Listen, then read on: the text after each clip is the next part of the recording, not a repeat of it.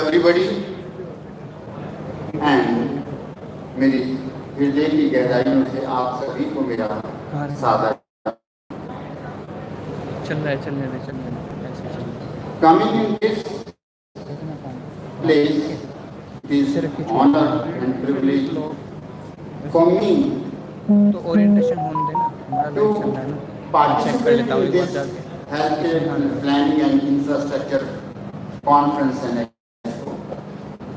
Let me first thank the organizers ठीक है ना भाई of this remarkable initiative and the opportunity to address such a distinguished gathering of thought leaders, policymakers, industry stalwarts, healthcare professionals and innovators, and who innovated this conference. My dear friend, ठीक है this theme of this conference छोड़ दे is for health. इसे यहाँ रख दो centre में No, it is reason for our country. नहीं रहने दो In making this country as a Viksit Bharat or developed country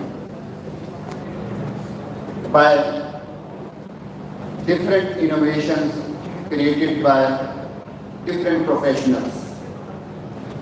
As India moves confidently towards becoming a developed nation, the role of healthcare infrastructure becomes absolutely essential and central. If this sector is having adequate infrastructure, then nobody can stop becoming this nation as Viksit Bharat. Healthcare is no longer a sector that can function in silos. It forms the very foundation of a nation's well-being, productivity and inclusive development.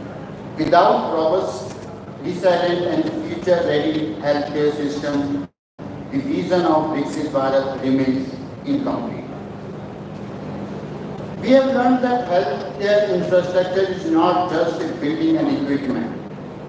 It is about how we have prepared for this, what are having our integrations, and is it sustainable? It is about digital connectivity, accessibility, and training of the personnel, and moreover, equity in healthcare delivery.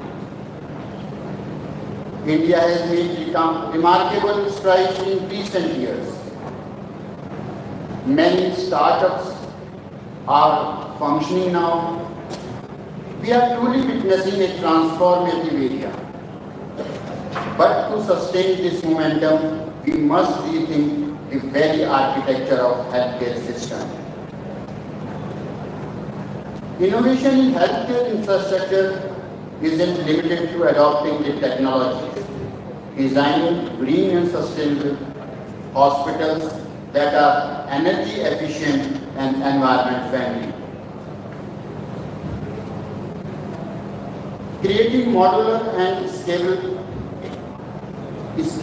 infrastructure, building resilient primary healthcare centers, leveraging AI and data analytics, encouraging public and private sector and different associations related to medical fields.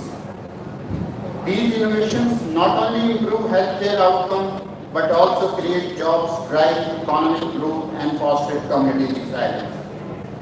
Viksit Bharat must also be sustainable and inclusive. Bharat healthcare infrastructure should be climate resilient, capable of withstanding pandemics and disasters. Moreover, infrastructure development must reduce disparities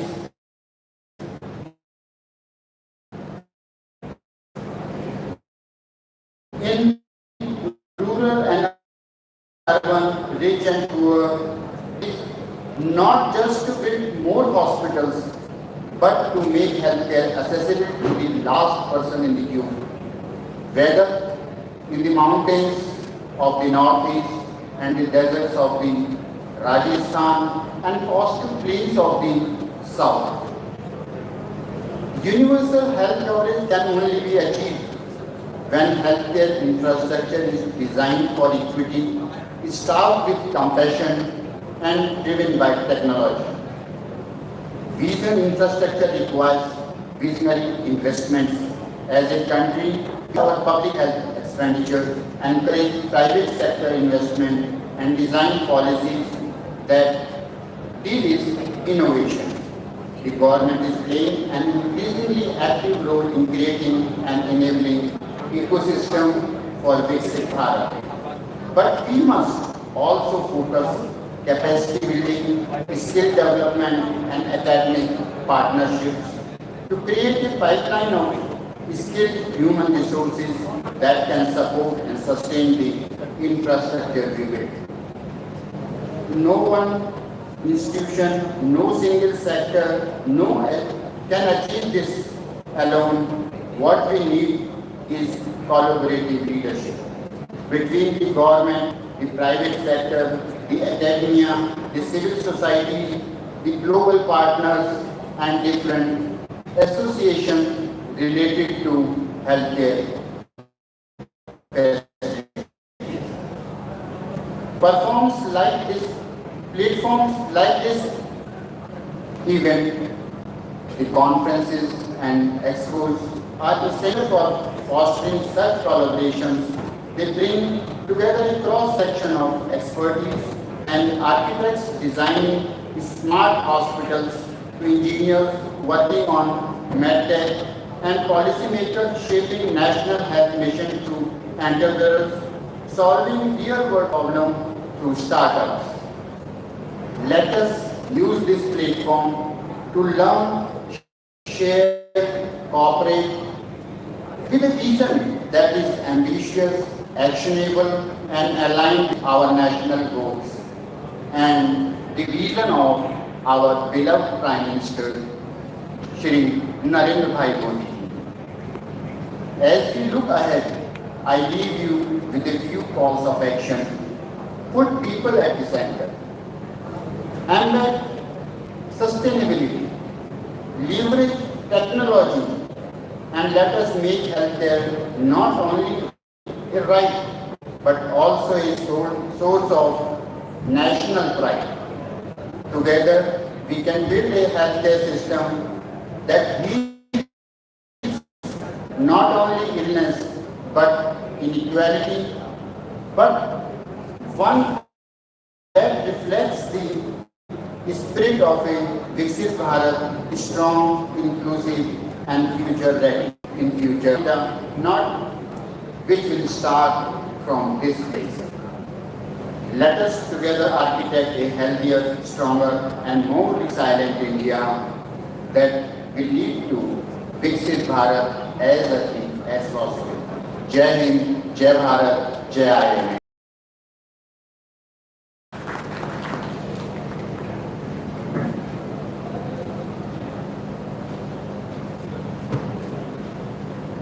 Thank you, sir. Thank you for your insights.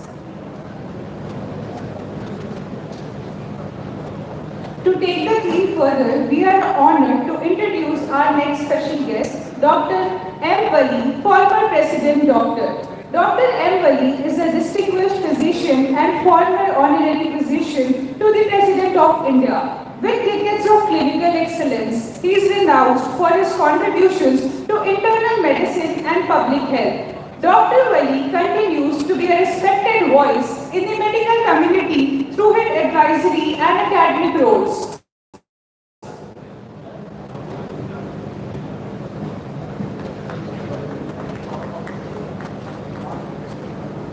Thank you.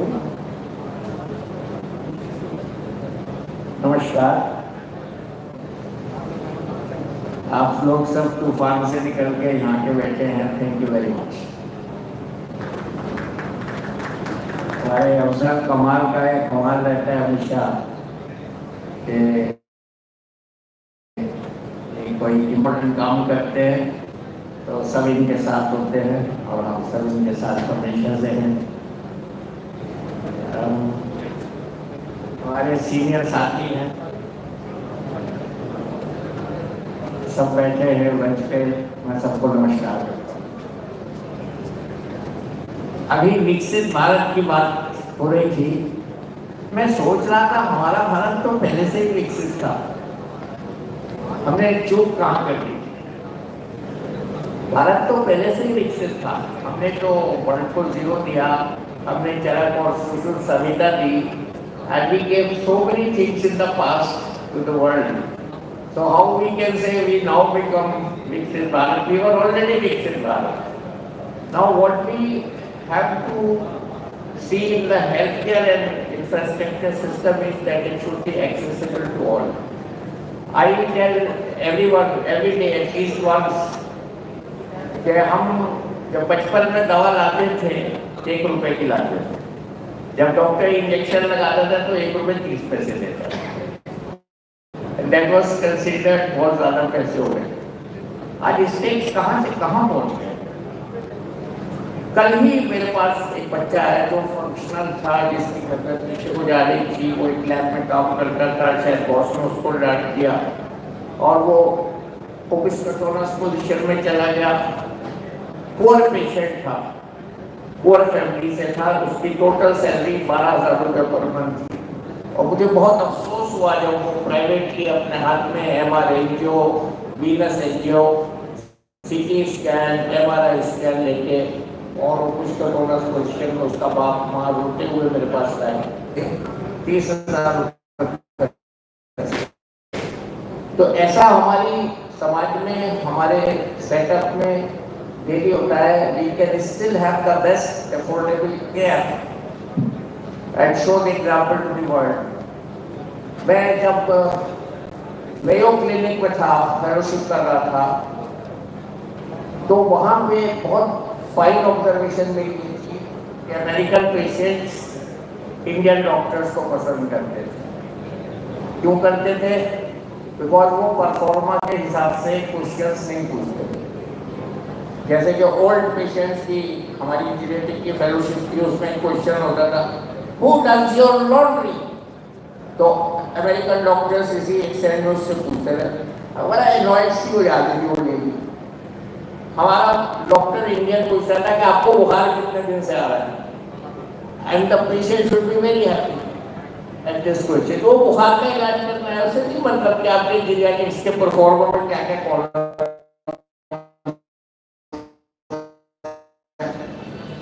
तो इस बात की है कि हम दुनिया को दिखाएं कि डॉक्टरी कैसे होती है। आगा लगा के माइटल स्टेनोसिस की डायग्नोसिस जो हमें पढ़ाई गई थी वो भूल गए, अब हम इको से, कार्डियक एमआरआई से कर रहे हैं, हम ECG से, GBP से, डायस्टोलिक पर्वर से, पल्स से नहीं कर रहे। We are increasing the costs and day by day patients pocket is shrinking, although insurance is coming, but that is in India in a very small way. अब insurance से एक बात मैं बता दूं आपको, मरीज बहुत डरता है, वो सोचता है कि इंश्योरेंस का मेरा क्लेम रिजेक्ट ना हो जाए, तो उसको में भी बड़ी सावधानी उसको बरतनी पड़ती है। तो अफजल भाई का हमेशा से यही अप्रोच रहा है और हम लोगों का यही अप्रोच रहा है कि health care as it should be. अभी हमारे एक दोस्त ने नया हेल्थ केयर सिस्टम बनाने की कोशिश की, तो ये स्लोगन उन्होंने निकाला, health care as it should be. जितनी जरूरत है उतना करें, उससे ज़्यादा ना करें, उससे कम भी ना करें। तो मेरे ख्याल से जो हमारा आज का ये मिशन है, आज की ये कॉन्फ्रेंस है, पेशेंट स्पेसिफिक हो, उस पेशेंट को भी एड्रेस करें जो एक गरीब किसान गांव में रहता है, जिसके डायग्नोसिस सिंपल टेस्ट से हो जाती है, और उसको भी एड्रेस करें जो एक शहर का अमीर पेशेंट है और उसके लिए हमारे पास सब संसाधन हो।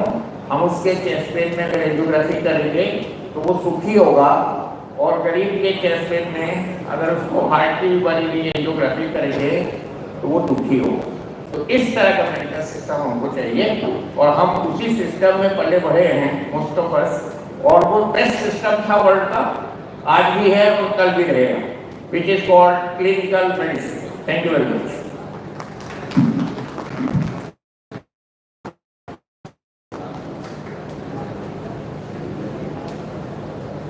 Thank you, sir. Thank you for your insights.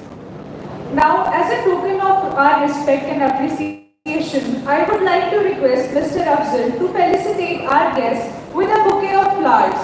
Flowers speak the language of gratitude, and with this gesture, we honor your presence and we heartily welcome our conference chairman, Dr. Y.T. Bhatia, Director, Astrum Healthcare Private Limited.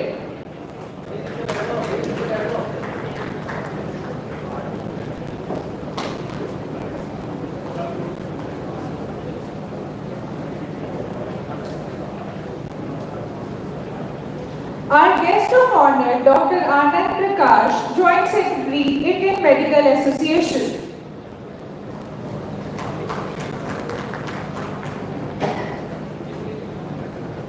Our special guest, Dr. M. Wali, former President Dr.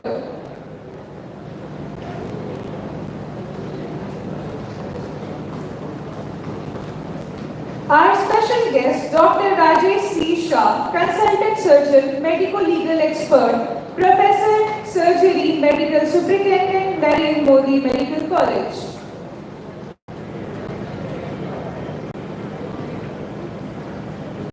Thank you, everyone. Please be seated.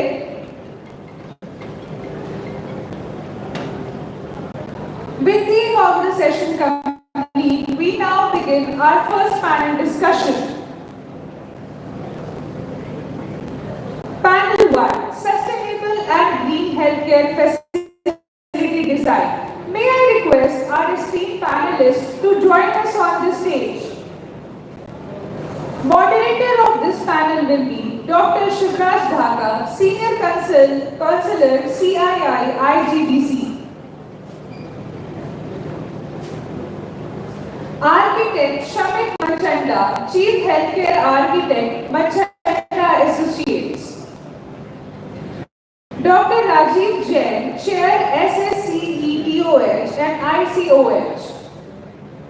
Dr. Y.T. Bhatia, Chairman and Managing Director, Astrum Healthcare Private Limited. Dr. Malini R. Kapoor, Professor Microbiology in charge, PMWM and Kalakal, PMMC and SAH. Akash Kaushik, Director, Good Energy, Enough.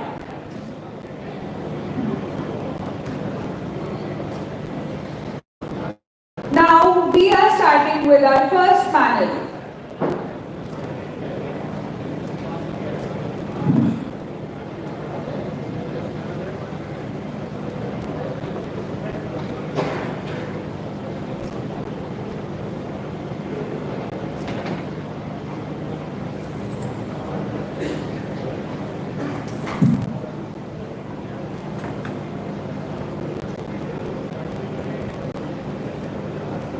Good morning, everyone. I think we are really privileged to have this discussion. The kind of innovative faces we had, it is very rare to have these faces in some of the conferences. So we are absolutely to be grateful to the organizers for this particular conference and expo, and the kind of experts you have it here for this particular panel discussion. I think we are really very honored to have you all here, and it makes sense to have a good diversity here provides. We have architects, we have people who have joined some of the services in healthcare in 1981. So maybe almost like 35-40 years of experience you are carrying here. But let me tell you, this group is having total number of years of experience. Can you please guess how many years of experience this group has? Because mostly, except Akash or myself, okay, I think we took birth after they started their journey with the healthcare. So we are really grateful to you, all of you, absolutely, for this panel discussion. And the kind of diversity I already mentioned we have is really great, because this diversity will help us to understand different dimensions of the healthcare. But without taking much time, because Madam has to leave at 11, we can already elaborate, Madam. Yeah. So,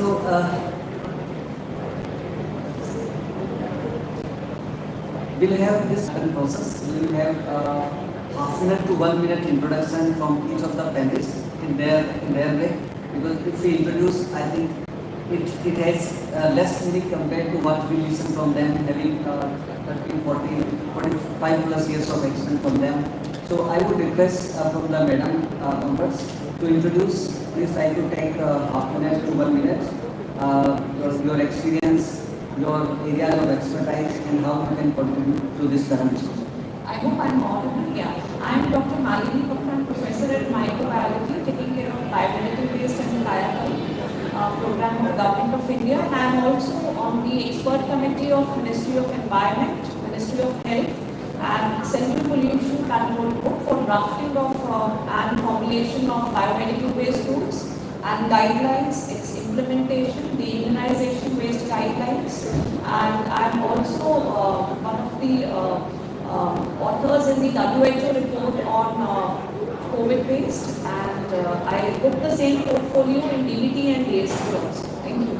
Thank you. So if you have any problem, any clarification with regard to some of the compliance, some of the guidelines from government, specifically the Central Pollution Control Board or the MOEF, Madam is here to respond to you, and any of the doubts which you had till now, I think it's the best time to have clarification.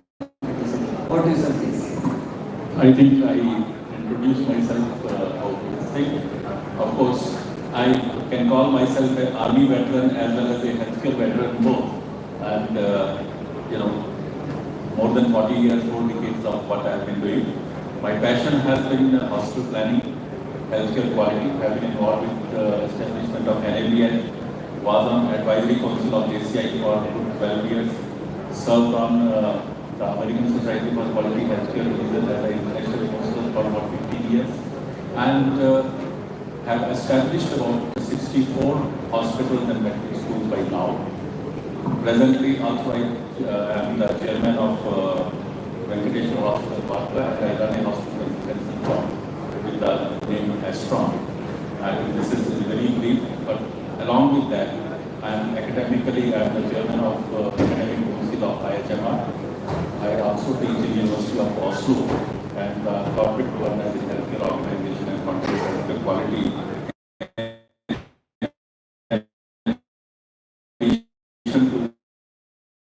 Very much, sir. I think we are very delighted to have you. Great to have you, sir. How do you, sir? Yeah, I'm Dr. Rajiv Kumar Jain. I'm a pediatrician and a postgraduate in hospital administration with MD and DMD.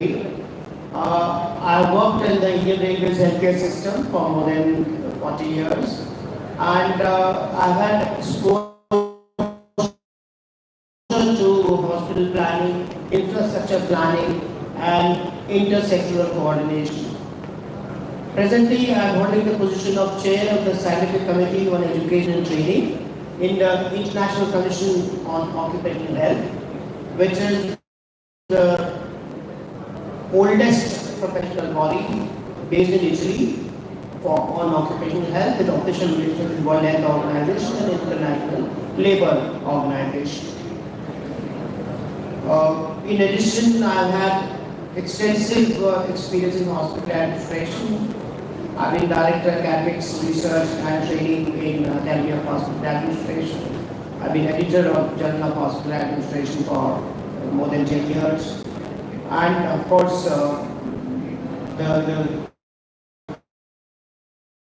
if we are able to make the lives better, then we are doing right. If we are not able to make the life better, we are not doing right.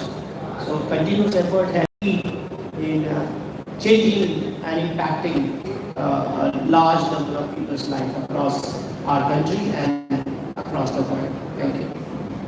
So thank you, Jain sir. I think we would have some of the things from you with regard to accreditation, certification, and which is making the healthcare sector to further get more and more improvement over this. Good morning, everybody. I am architect Sharat Manchanda, a 1989 graduate from the School of Planning and Architecture.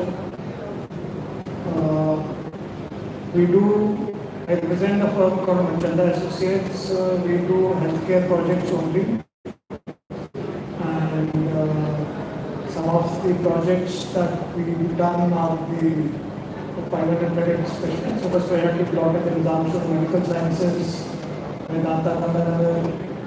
We at present we are doing 2 district hospitals, one 500, one 300 bedded hospital in Sikkim, orthopedic block in Srinagar, part of the Srinagar Government Medical College, and many private hospitals also. Thank you, architect. It is always better to have architects. They design the of design aspects we consider today in rural healthcare, the kind of measures we incorporate in sustainability aspects of rural healthcare is immense, and their role is extraordinary in healthcare. Over to Akash. Very morning, everyone. Myself, Akash Kaushik, founder director Good Enough Energy. We are India's largest factory for battery energy storage system. For those who don't know what is BESS, it's something which works for renewable energy. Renewable energies cannot sustain without battery energy storage systems. So I'm an aerospace engineer who have studied in UK, France and Sweden, and I have been doing batteries since last 13 years, and we are the largest battery manufacturer for BESS in India. Thank you, Akash. So we would try to have a couple of round of questions to all the panel members. But since Madam is in hurry, we would like to ask her stories in her language, how compliances are important for green healthcare, and because healthcare gives life to everyone, life to patient, life to staff, and how it enhances the capacity. Can you please elaborate? I would like to highlight here, we have Ministry of Environment, that is the total ministry, and under that is total agency, that is Central Pollution Control Board. And in India, we are lucky to have an environmental board, that is National Green Tribunal, which controls all the environmental compliances by all the ministries and takes care of the rules, regulations, whether any modification is required or not. Very few countries across the world have this environmental code. And then we have the implementation aspect of the rules and guidelines, which is being looked after by Ministry of Health and Family Welfare. Means all the hospitals are under Ministry of Health and Family Welfare. So if you look at, Government of India is signatory to Sustainable Developmental Goals. Waste management, water, sanitation, they are important sustainable developmental goals. And also, waste management is an important neglected public health issue worldwide. In India, we were already having sustainable practices, but we aped the West in the 80s and 90s. So we have to de-learn now those practices which we aped from the West and go back to our sustainable practices. Then Government of India is also signatory to no open burning, that is to decrease the dioxins and furans, that is Stockholm Convention. So we need to have sustainable technologies, and very least amount of waste should go for burning, that is yellow category. So each rule and guidelines which are drafted or amended, which come up every year, is focused on decreasing the yellow category of waste. So that's very important. And then the principle is of circular economy, that is no waste gets accumulated on earth. So only yellow category goes for incineration, whether it's red, that is the infected plastics, or blue, that is the glass, or white, that is the sharp, is again recycled after we give it to the State Pollution Control Board authorized common facility operator, and where it is treated and again it is recycled, not as medical product but a product of use. So that's the whole idea of whatever rules and guidelines which come up. relationship. To all the economy principle in mind, whatever policies and guidelines they draft. And luckily today also in ministry we have a high level meeting on kayakalp that is nothing but infection control, waste management, sanitation. It's a Government of India program, so they also review time to time. And Yeah, so can you also please highlight where we are heading today, what kind of past we had, what kind of learning we had with regard to waste management? so if you look at, if everybody remembers tragedy, it happened in 1984. So many lives lost, so many hazardous waste accumulated on earth, and Warren Anderson was able to run off from the country because there was not even a single rule and regulation. He was able to run off, and that's why came up 1986 Environment Protection Act and radioactive waste rules, and then we got the biomedical waste rules. But in those biomedical waste management rules of 1998, there were 10 categories, lot of confusion, implementation issues were there, duties of occupier, that was the hospital, common facility operators were not documented. So Government of India came up in 2016, biomedical waste management rules and their amendments and the CPCB guidelines thereafter in 2022, which covered the principle of circular economy, WHO principle, which is modified as per the Viksit Bharat, what we are emphasizing for ourselves. So we will not allow you to go early. Yeah. We have one more question for you, madam. So when you understand, Pollution Control Board will have close monitoring of all the large hospitals. Yeah. But India health system, large hospitals, they have to have like consent to operate, consent to establish, right? But operational will have renewal every year on year. But for small hospital, it is once in lifetime. They have to register and then we don't need to. Yes, it depends whether it's bedded or non-bedded. And if you're a non-bedded facility, then it's once in a lifetime. And now the bedded ones need to have EGP, STP also. And if you look at these guidelines, whether it's a private single doctor clinic or whether it's a primary health center or a secondary health center or district hospital or tertiary care, government medical college, government or private college, these rules and guidelines, they adapt to all and they have to be implemented, because if you look at the COVID vaccination which Government of India undertook, it had primary health centers also in mind, district hospitals also, medical colleges in mind, and in those immunization based guidelines it has been documented how a PHC should implement the waste management guidelines and how a district hospital should. So there all the policies are drafted. If you are PHC, if you are not connected with a common facility operator, how should you be doing waste management? Because India is a heterogeneous country. You look at geographic diversity, you have Siachen also, you have Northeast where the common facility operators are not there. So if you look at the immunization based guidelines, it not only covers immunization based, but it also covers if your PHC is not connected to a common facility operator or district hospital, then outreach or remote location, how do you manage waste? So everything is done up. Yes, it is really important to hear that. But many times what happens, to quantify it is more and more making economic sense for you. Because you try to use the energy, but when it comes to waste, no one is going to monitor it. There is no monitoring. Day by day, Government of India is getting stricter. Barcode is there. CPCB is monitoring the State Pollution Control Board. State Pollution Control Board through barcoding is monitoring it. So NGT is also, we are from Government Institute like AIMS, Safdarjung. So whenever these guidelines come up, NGT is the first one to visit us, takes our inputs, and day by day you will see stricter norms. And also it's not only biomedical waste management rules, implementation is important, it is also important the implementation of other rules, solid waste management, e-waste management, which are again correlated with the biomedical waste, because all these automated equipments, whether it's the ultrasound machine or CT scan, they are nothing but e-waste only. So COVID was a big eye-opener that if you do not have solid waste management rules, anything and everything touched by the COVID dumped as biomedical waste. I'm sure everybody, even a distillery bottle of COVID patient touch, it was dumped as biomedical waste, which was absolutely wrong. It is solid waste, it's not a category A wide. So COVID was an eye-opener which showed Government of India, everybody, municipalities, the government has drafted rules. It is, Jan Bhagidari, what you call it, or everybody's participation, not only the government organizations, the common man's participation, the municipal bodies participate. That implementation of other rules is also important. It is not only the biomedical waste government hospital method.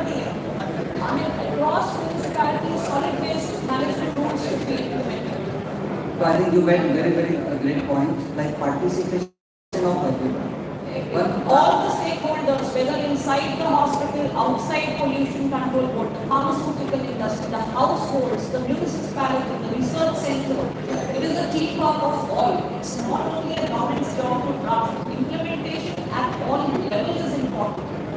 Thank you very much, Madam. Anyone who would like to ask one question with Malini Madam? Okay, no worries. Yeah, please go ahead. I believe we have meeting. Thank you, panel. May I now request Mr. Afzal Kamal to facilitate the panel. Since Madam is leaving, we would like to facilitate her and then we continue our panel session.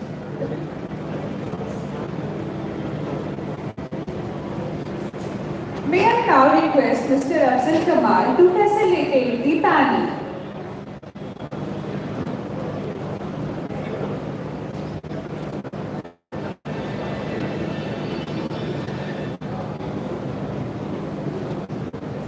Now we have Dr. Malini R. Kapoor, Professor Microbiology in charge, PMWM and Kalyakal, BMMC and SJH.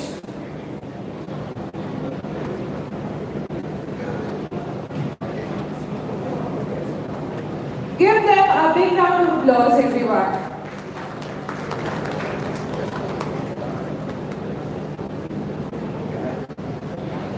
Architect Shamit Marchanda, Chief. Okay. Dr. Rajiv Kumar Jain, Chair, SSCETOH and ICOH. Dr. Y.P. Bhatia, Chairman and Managing Director, Astra Healthcare Private Limited.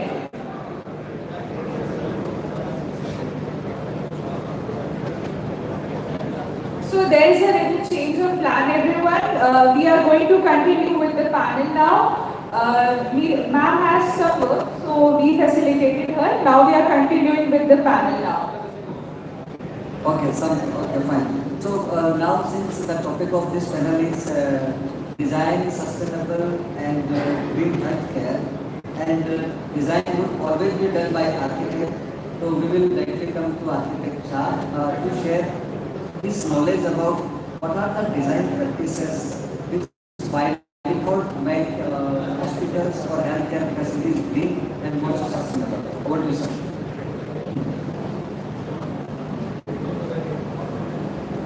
Thank you, everybody.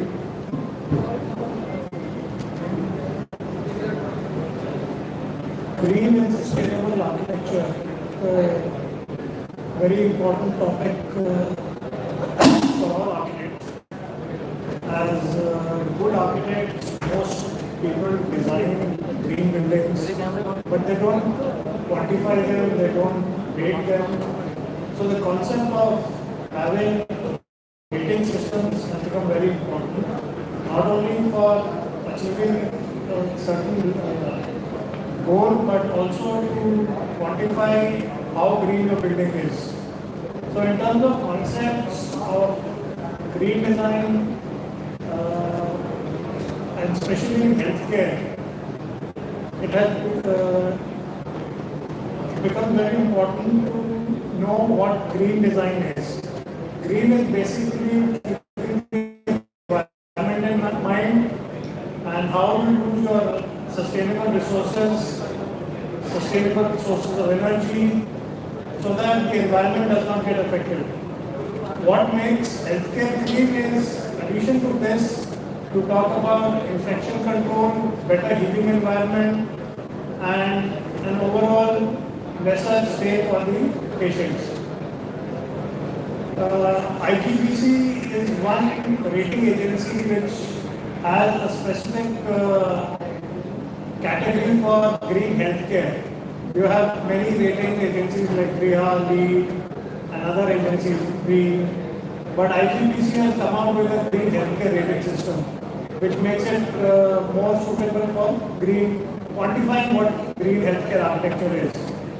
I'll just read out a list what it talks about. So under IGBC you have certain categories which talks about indoor environmental quality and well-being, sanitation and hygiene, energy efficiency, water conservation, site selection and planning, building material and resources, and innovation in design process. Under these, the indoor environmental quality is something which is very important, which talks about natural ventilation, natural lighting, connect to nature, healing gardens, natural response to color, basically color psychology, acoustics, spaces for stress relief, natural odor and indoor pollution control, and environmental monitoring. So when we talk about concepts, we start at the basic design, which talks about passive measures which can be taken. You can talk about orientation of the building, you can talk about envelope control, you can talk about natural daylighting coming into the building, which becomes very important. Now imagine a room which has no ventilation or no natural light coming into the room. The patient's circadian rhythm goes out of sync. Natural views to the outside have proven that the healing periods are much faster. Acoustic control helps in reducing stress levels. Natural ventilation is anyway very important. There was a project that was designed as a very large float plate, but no light and ventilation coming in. And it was in a fairly rural part of India, and where electricity was a problem, and there used to be power cuts of 8 hours, 10 hours, and even the DG sets would fail. So it was almost impossible to enter those buildings with no natural light and ventilation coming in. So these are Samit sir, I will just interrupt you here. You just mentioned very important point with regard to daylighting, indoor environment quality, water conservation. There are several points about it. But since you made these points, we will also go to Bhatia sir about it. Okay, when it comes to design and operation of healthcare, you have been a a person in managing the accreditation of the hospital. So what do you think, how these designs can easily achieve NABL certification, so the NABL certification or JCI or maybe some of the green healthcare certification? No, I think there has been a lot of talk about the sustainable healthcare scenario, what we are talking about. And a lot of stress is being, actually put across on the rating, platinum rating and gold rating, all those kind of things. When I was involved with NABL, setting of the NABL and JCI, I used to say that are we looking for a plaque on the wall, or are we looking for the actual practice of the body? Now, that's exactly what I question now also. That, any hospital building or anything which we are planning, हम standard साथ में रख लेते हैं, इतने marks इसमें मिल जाएंगे, इतने इसमें मिल जाएंगे, इतने इसमें मिल जाएंगे, अब 80 क्रॉस कर जाएगा, अब हमारा गोल्ड हो जाएगा, अब हमारा प्लेटिनम हो जाएगा. What we need is right from the point one. Shamik is very experienced architect over here.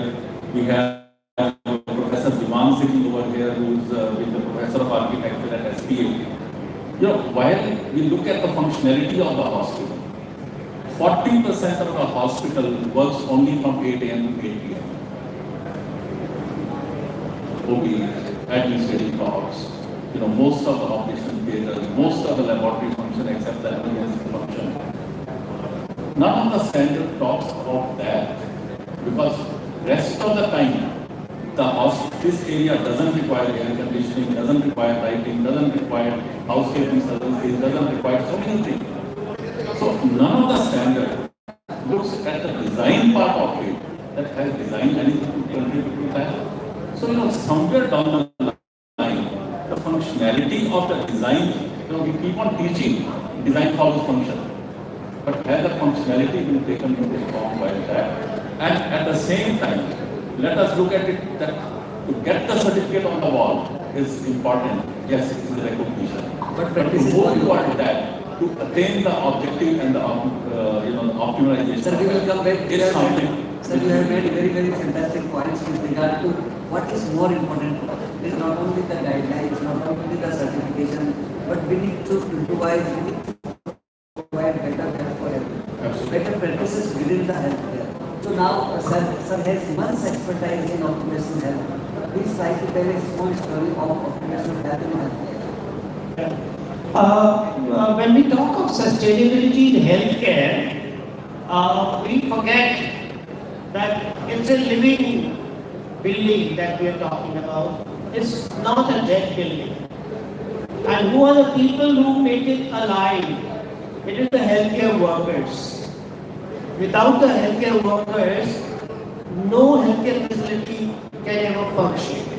As you know, we all understand that there is a whole lot of various skills that the healthcare professionals bring to a healthcare facility. It is through the combined effort of these variously skilled individuals that the team of healthcare delivers healthcare as is required by the patient. Right? That is so. When we design a building, do we keep the occupational health, the occupational safety, and its linkage with the environment on an ongoing, sustainable basis at all times?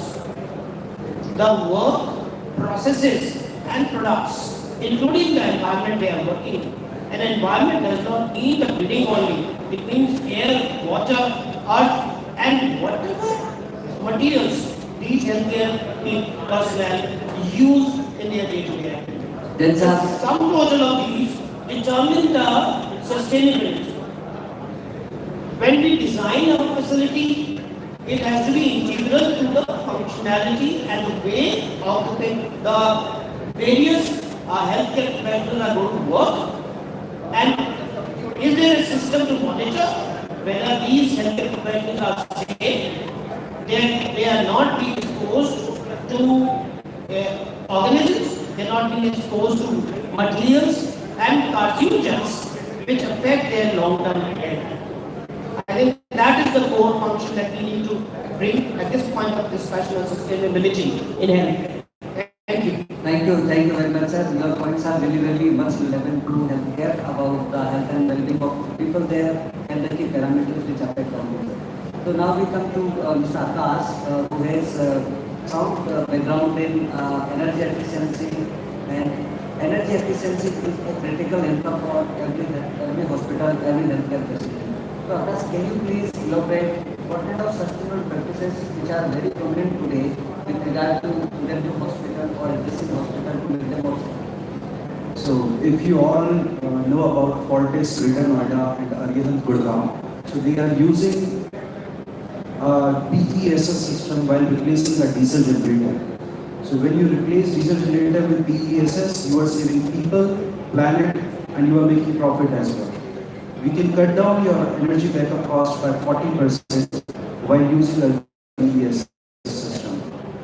More or less, when you use our system, your fuel operating cost cut down, the diesel become digital.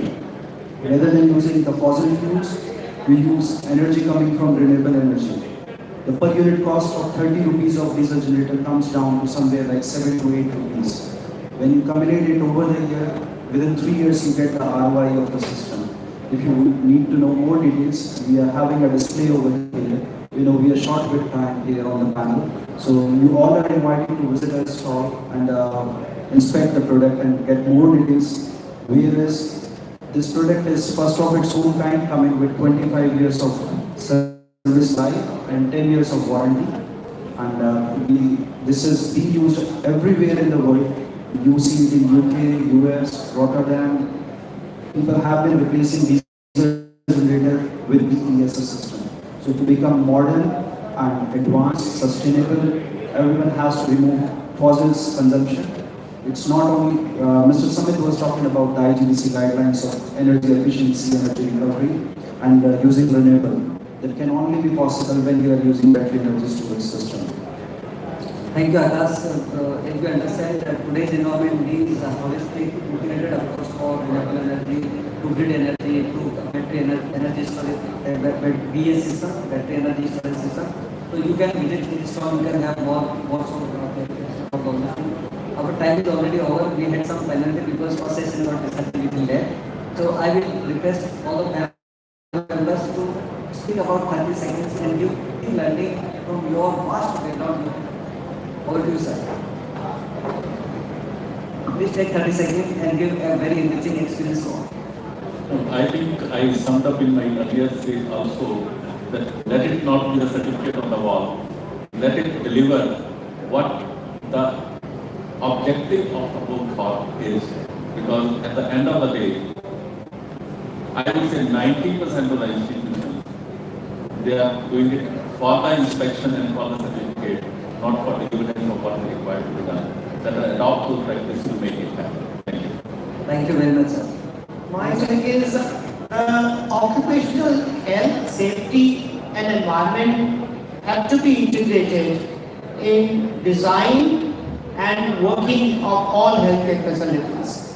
Without that, we could never achieve healthcare for all. All healthcare for all should include the healthcare of the healthcare workers and how their long-term sustainability as a life human being is assured. Thank you.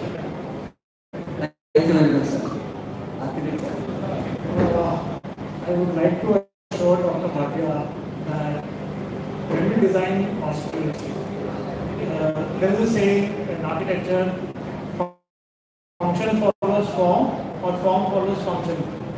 And for hospitals, it can never be the function follows form. The function is most important. So the form of the building, the shape of the building, the that you create is always based on the function of the hospital. That is our primary importance. There can be no two ways about it. And in COVID, we learned infection follows, form follows infection. So infection control became something that is very important during the COVID times. And to be assured, in hospital planning, it is always function follows form. So you never sacrifice on the functionality of the building. The additional things when we talk about green, sustainability, plaque on the wall, those are additional things to help achieve other goals, but you never sacrifice the function of the hospital. Great, sir. Thank you. Because please only take 30 seconds. We have hard stop now. I have already taken very short time as this. Anyway, so my take is very simple. We all have been thinking about sustainability and renewable in a different sense. Like we are taking care of planet, all these things seems very boring to everyone until you save some money.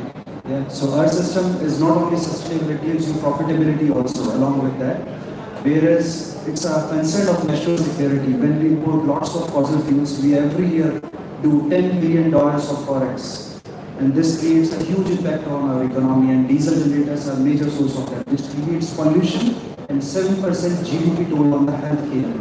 So just to recover that, you will always think of how to replace your diesel generators with battery energy storage system. Thank you very much. If you have any question, clarification, we would be off the dais. Please try to have with our eminent panelists.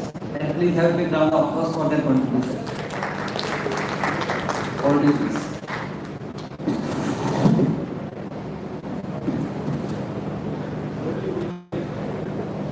Thank you, panel, for the insightful session. May I now request Mr. Afzal Kamal to facilitate our panel.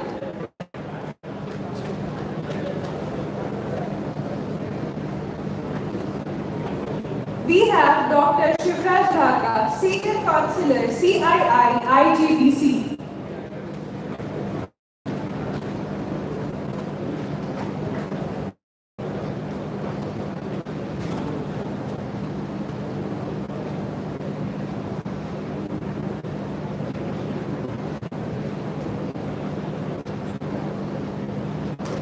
Give them a huge round of applause, everyone. Architect Shamit Manchanda, Chief Healthcare Architect, Manchanda Associates.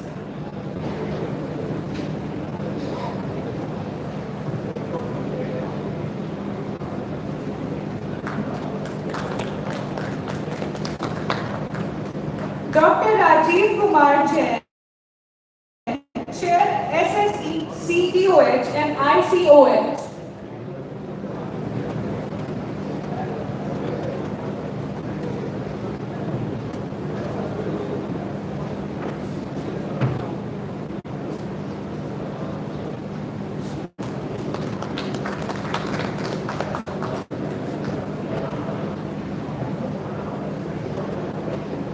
Dr. Y.P. Bhatia, Chairman and Managing Director, Astra Healthcare Private Limited.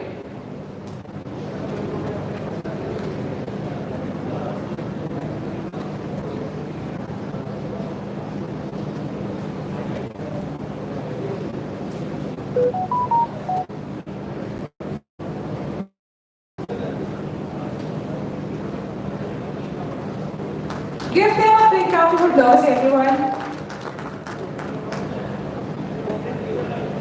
Akash Kaushik, Director, Good Enough Energy.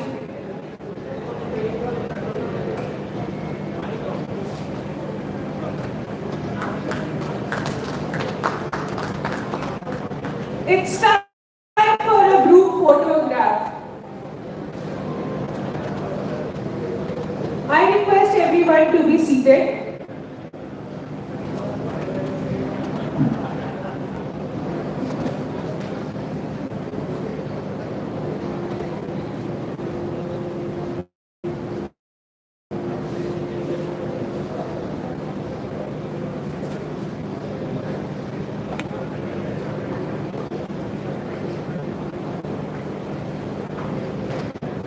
Thank you, panel.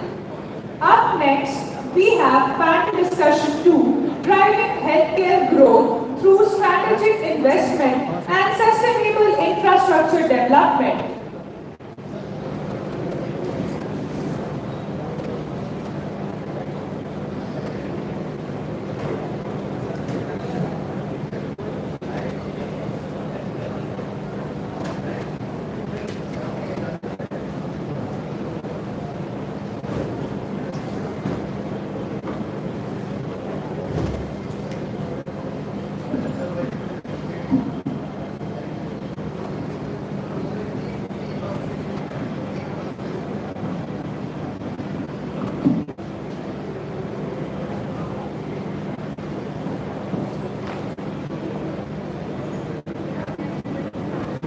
May I request our esteemed panel to join us on the stage. Moderator of this panel will be Dr. Vishal Gandhi, founder and CEO by X Venture Advisors. Please give him a big round of applause, everyone. Akshita Kapoor, Vice President, Quadria Capital. Please welcome them on the stage, everyone. Mayur Said Desai, Managing Partner, Somerset Indus Capital Partners. Dr. Rajiv Chibur, Vice President, Sahajan Medical Technology. Now let's start with the panel discussion 2.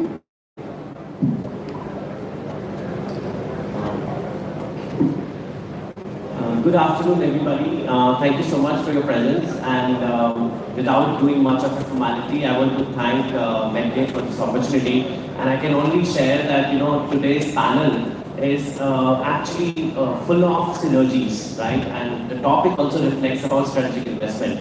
So I have Rajiv here with me, who represents a company, one of the leading technology company called SMT, and I'm sure he's going to talk more about that. Then on my other side is Arshita. Arshita represents private equity fund, and then we have Somerset represented by Mayur, represents a venture capital fund. So I think from a healthcare continuum perspective, if you look at, we have a person like Rajiv talking about medical technologies. I represent BioRx, banking, and of course angel investing experience.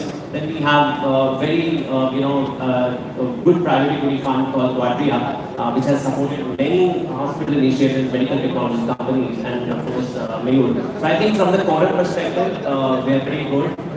The way we have thought that we will handle it, we will reflect on the topic. Topic is driving healthcare through strategic investment. I think the topic is very, very heavy, and but we will try to make it very light for all of you. So I would like my panel to first briefly introduce themselves, right? And then of course you can also reflect on this topic of strategic investment. How these strategic investments are catalytic to the growth of healthcare industry in general from the private sector lens. So I would let Rajiv, being an industry representative, to start. Rajiv, over to you. Thanks, Vishal. Thank you very much, and thanks, Medgate and Afzal Bhai, for this great show. I think when we talk of investments, it's very critical that whether it's a hospital, whether it's a healthcare facility, or even if it's a medtech company like ours, the purpose remains same when we look at investments. It's largely to drive innovation. It's largely to improve the access of care that we are looking at, and then ultimately we're trying to create economic opportunities. I think it's a great topic. We would be able to look at not only how devices or pharmaceuticals can become one of the key areas which, while planning infrastructure, can actually look at it. And when we were having an offline conversation, 40 to 45% of a hospital's infrastructure is largely dedicated to the devices, whether it's in a cath lab, whether it's in oncology labs and others, even your newer setups that we're looking at. So I think investment in that sense is a very important.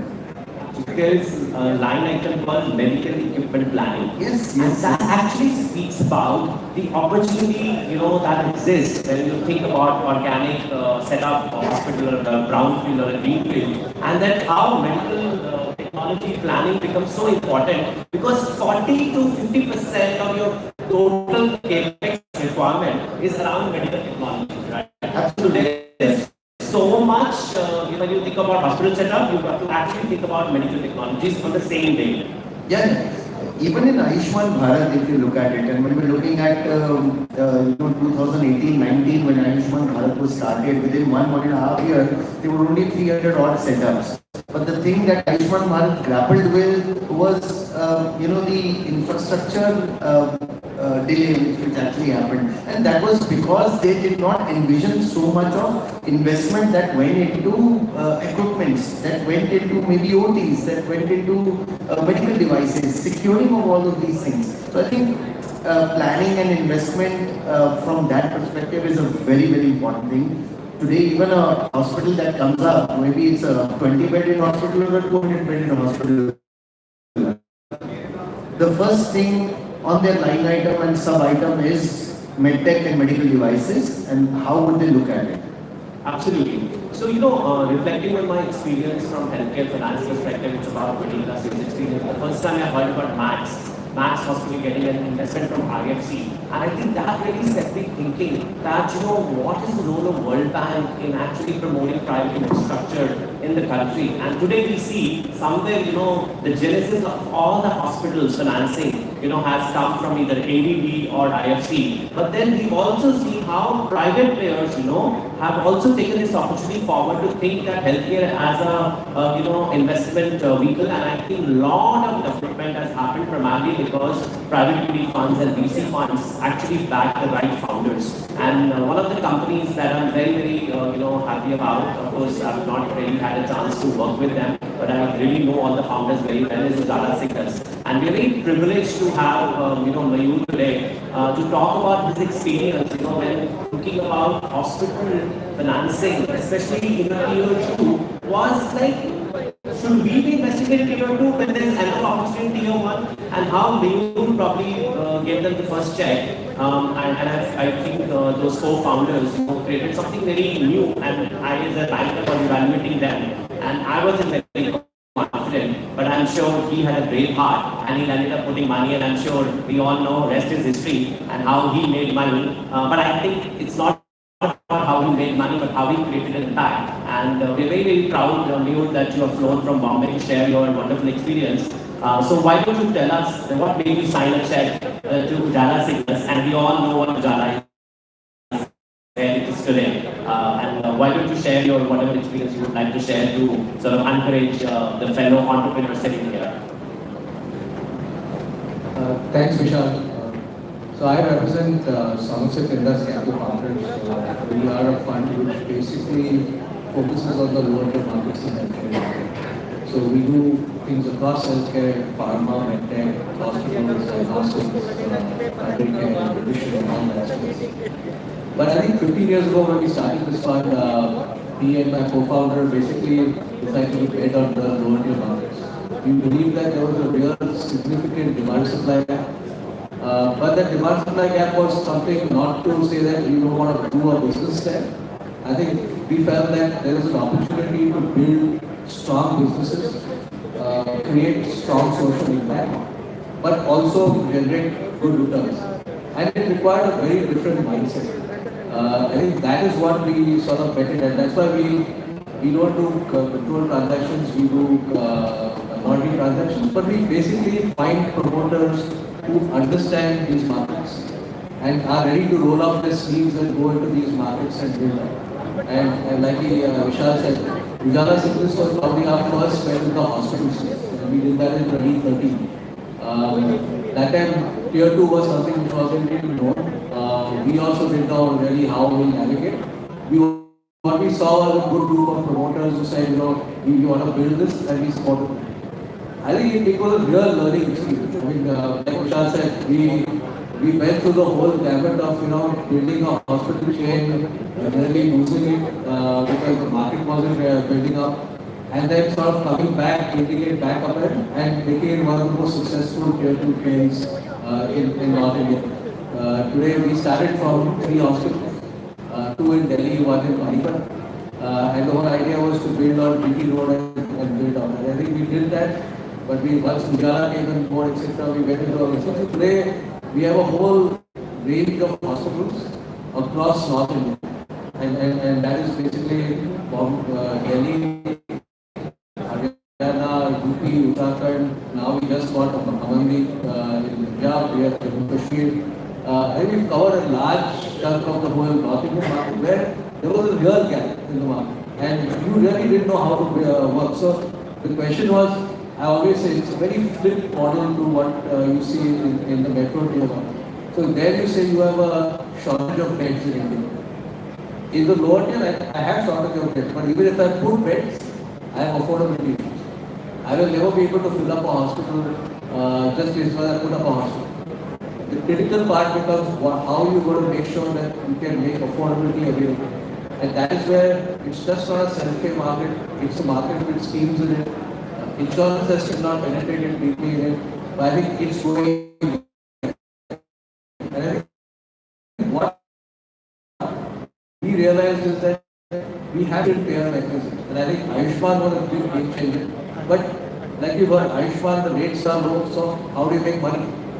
The critical part is not just understanding what payers you are going to work with, but I think it's understanding how to work with volumes, but understanding cost structures. I think all that really makes you make a model which is profitable, but it is extremely different from what you will see a Max or a Fortis player. I think that is what really helped build up. But today when you go into the market, so we look at across the country, and today the market is very different.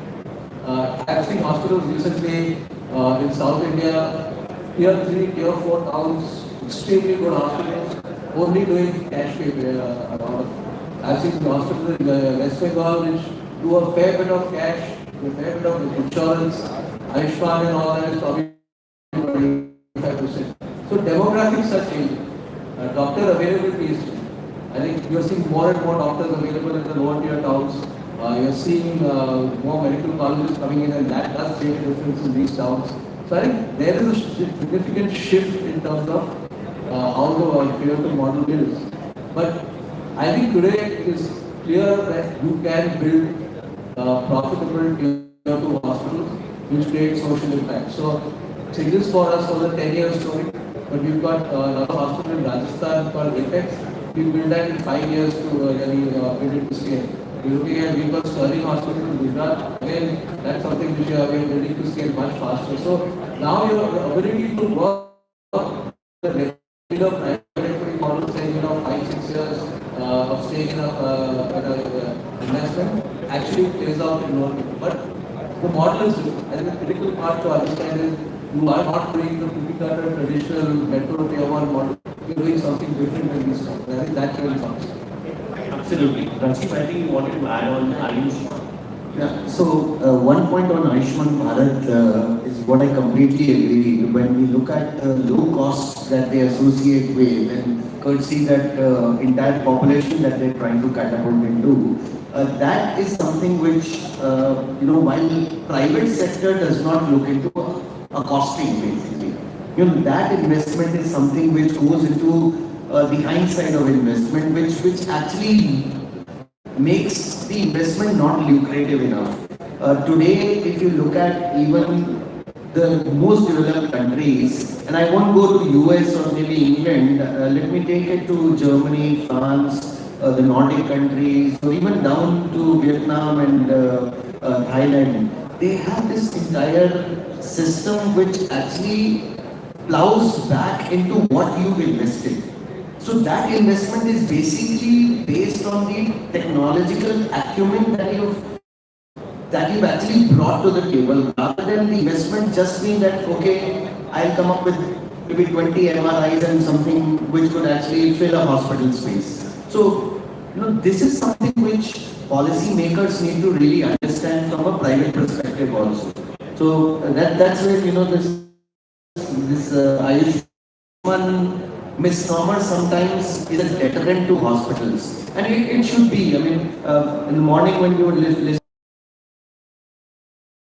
not a consideration, and the PPP mode was not a consideration. So I think investments from then to now, criticality of investments has really grown not only to innovation but also to the entire service portion. We have been discussing about AI hospitals. I think China has announced that they have the first AI hospital. But I think India challenges are very different. But I'm sure we will see the digitization as you talked about, and which is so amazing, And so Arshita, coming to you, you did support multi-specialty hospital in a very niche format, tier 2, tier 3.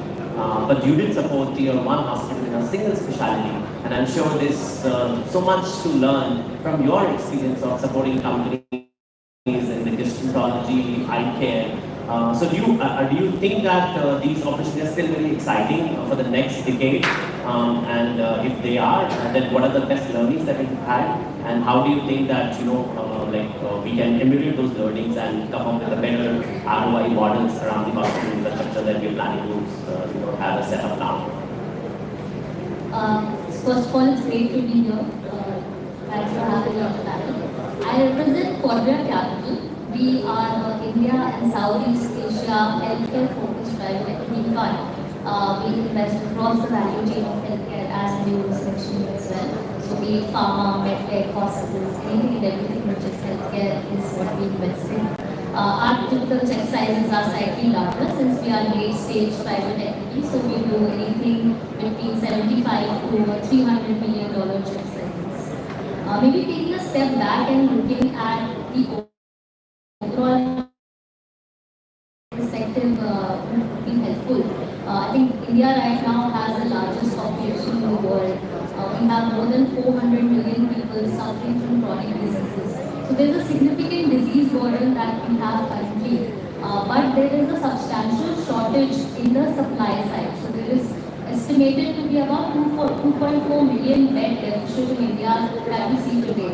So there is a very important demand-supply gap, which makes healthcare a very interesting sector for private equity. In the last year itself, overall private equity investments in India were close to $40 billion. Healthcare, we want to identify opportunities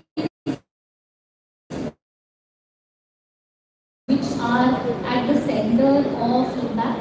As we believe these two are not mutually exclusive, these are actually mutually reinforcing.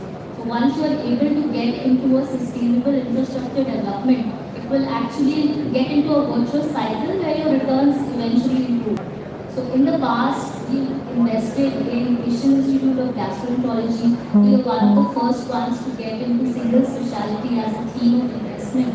What worked out very well for us was the high clinical quality. I think that's one thing that we always look for when we are doing our investment checks, in terms of ensuring that the clinical quality is always best in class. So AIG, as an example, was selected as one of the top 20 centers of excellence by the World Endoscopy Organization, and they also had a partnership with the Mayo Clinic. So that is fundamental for us, to ensure that clinical quality, there is no compromise. Apart from that, I think single specialty The strategic value that you are able to bring in for your portfolio companies in terms of academic and clinical excellence. Absolutely. And when AIG was looking to expand and add another hospital, we helped them add an 800-bed hospital next to their existing one, and move away just from gastroenterology to inculcate 5 more centers of excellence from a specialty perspective. Given we have a network in Southeast Asia as well, with hospital investments in Indonesia and Vietnam, we were able to set up partnerships between AIG and these hospitals to ensure there is cross-pollination of ideas and global best practices get implemented at AIG. I think from a single specialty perspective, equity finds very attractive is the ability to scale up and the ability to generate returns from a capital efficiency perspective. So that's something that we've seen across our single specialty investment, be it Maxivision, which is the eye care space, Nephroplus also. and Nephroplus. So both Maxivision and Nephroplus, actually 60% of their centers are in tier 2 and tier 3 cities, not really so much on tier 1. So despite that, I think the economics have worked out well for us, given the small size of the sector. Nephroplus would be daycare procedures, right? Yes. Exactly. Nephroplus is about 450 centers throughout India and 3 other countries. Very nice. Good. So coming to you, Rajiv. Rajiv, we have seen that sustainable healthcare infrastructure, right? People are talking about ESG goals now. So while you are very manufacturing heavy, so what kind of sustainable healthcare practices that you're able to incorporate, very easily, and what you think is very difficult to incorporate? Maybe your thoughts on that. So at S&T, we're largely, a white certificate device, which means that we largely do not end up affluents at all. But yes, I think we followed in all our countries, whether these are the 2 facilities in Surat or Hyderabad or Thailand, in Galway, Ireland, and now in Brazil. What we're following is obviously a global pathway where we can make sustainability more impactful to whatever manufacturing we are doing. Large part of that is also the supply chains. So right from the building, in fact, I am also operating, or the operations head for Hyderabad as well as Thailand, and we built this facility right from scratch. We looked at various certifications that we could look at, and one of the certifications that was very close to the Indian traditions or Bharatiya Paddhati here, hisab se, was the GRIHA certification, the Green Rated Integrated Habitat Assessment System. So today, that 20-acre facility in Hyderabad, just as an example, which we have, we've not only ensured the regular compliance of the putting green, but even architecturally, if you look at it, anything that can offset your power and water consumption was looked into, whether it was looking at renewables or even it was looking at replenishing the groundwater. Fortunately, in Hyderabad, we have almost like 4.5 months of good rain and showers that happened. The groundwater was actually replenished by almost 9.5 feet, which is, you know, for a hilly terrain of that sort, in the last 7 odd years, 9.5 feet of replenishment of groundwater was huge. Then we looked at air conditioning. So the traditional air conditioning that we have was only limited to a few areas where we do not have earth air tunnels. Now this is very important for us because, you know, below the earth, the concept that we looked at it, and it was a very traditional concept. Below the earth, if you go down almost like 22 feet, the temperature is completely constant. So we had these 7 tunnels dug into the entire facility, and these tunnels then the air which is down there, which is approximately around 22 degrees or so. In a facility, that is what you want. You don't want it to be too chilly that you're actually having blankets or asking, you know, others to wear a full suit, and that too in a state like Hyderabad. So that's something that we looked at. It offsetted almost 71% of our air conditioning bill, which is used on your, you know, an annual saving, if I could look at, was almost around 4.77 CR. So that 4.77 CR, we then again plowed back into the, the clean air system that we needed in our clean rooms, because we were expanding into structural heart and all that. The clean rooms HEPA filtration center, which was required to offset all of that, we took over we actually, created this entire guy to come over from Germany and look at how HEPA filtration could be of low efficiency, while the HEPA filtration still has the same 1000 or 1 lakh filtration facility or standardization that was there.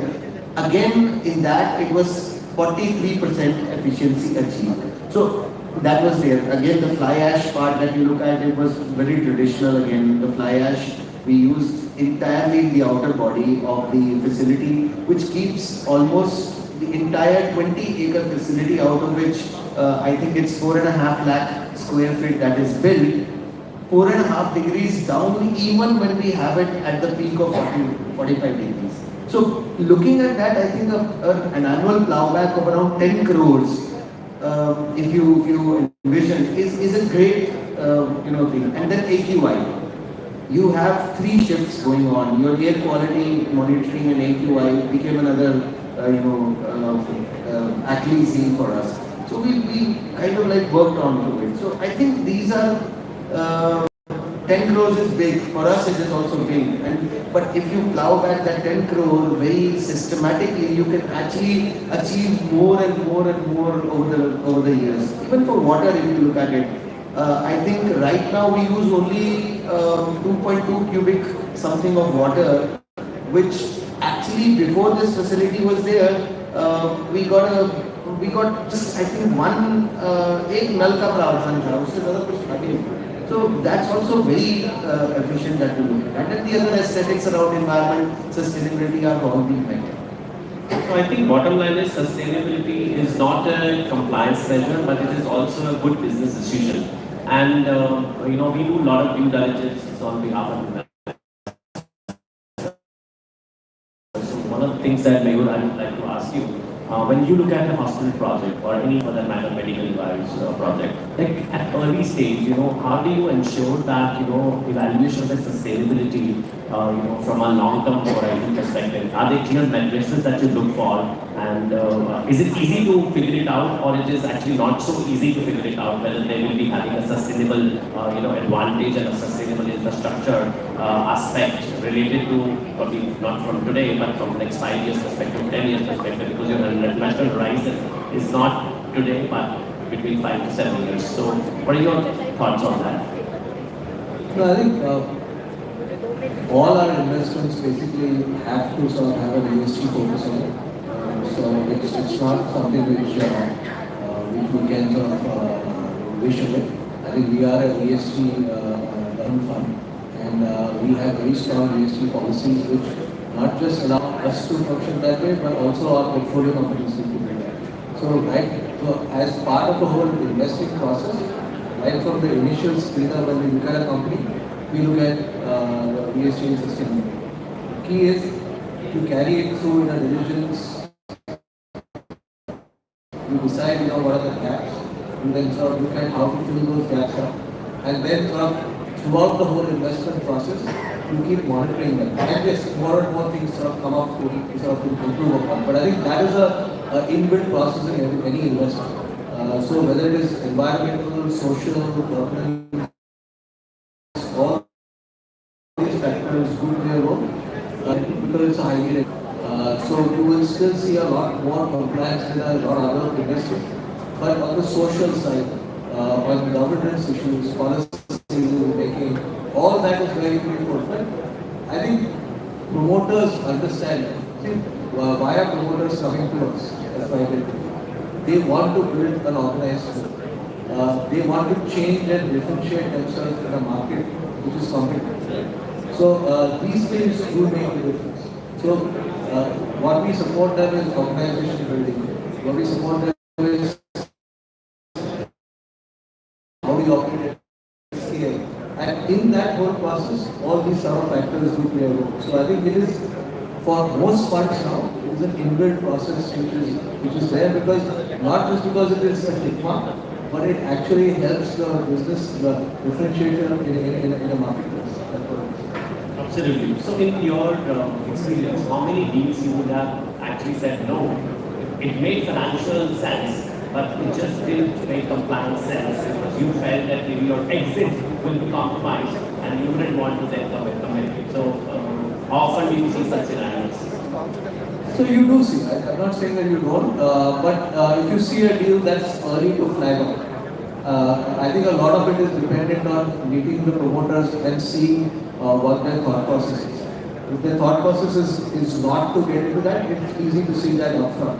And then it's not, we are not here to change the promoter's thought process. We are not supporting this. That's a very difficult one. So it's you catch these earlier. I don't think, you can screen out a lot of them, but they are fairly early. I doubt it whether you go through an entire diligence process and then say, oh, now I'm going to get it. It's too late by then. So I think it's a matter of understanding what you're getting into, and I think especially being from a sector focused thing, like what we are in us, I think you can smell these things out fairly early. That's all. Absolutely. So Arshita, I think we heard from you. Okay, you have hard stop. Okay. So if anybody has any question from Mayur because he has a hard stop, so please feel free to ask. Anybody has any question from Mayur? I think we are good. Alright, thank you. Yeah. Great having you here. Ritika, you is leaving. So can we do a felicitation for him? Yeah, you just. So, Arshita, since you support much more mature businesses, right, in the healthcare, the ESG metrics is quite sorted out, right? And so how do you really help them to improve overall ESG metrics from when you enter? They score maybe 5 out of 10, but then eventually when you are looking for planning an exit, the day you invest, you also think about exit. So how do you really work with them to improve the overall ESG score? If any inputs from you will be very helpful. Sure. So I think very similar philosophy as what you had mentioned. For us, we have internally developed our proprietary impact management and measurement framework based on which we give scores across 4 pillars. So we look at access, whether the investment will help increase access to healthcare. We look at affordability, will it make healthcare more affordable? Awareness, will it improve awareness for diseases? And quality, what is the level of quality that this investment will help support for healthcare? So across these 4 pillars, we have multiple sub-metrics. We give scores and weightages to each of them, come to a score at the time of investment, and when we are doing the investment, we come to a score what is expected at the time of exit.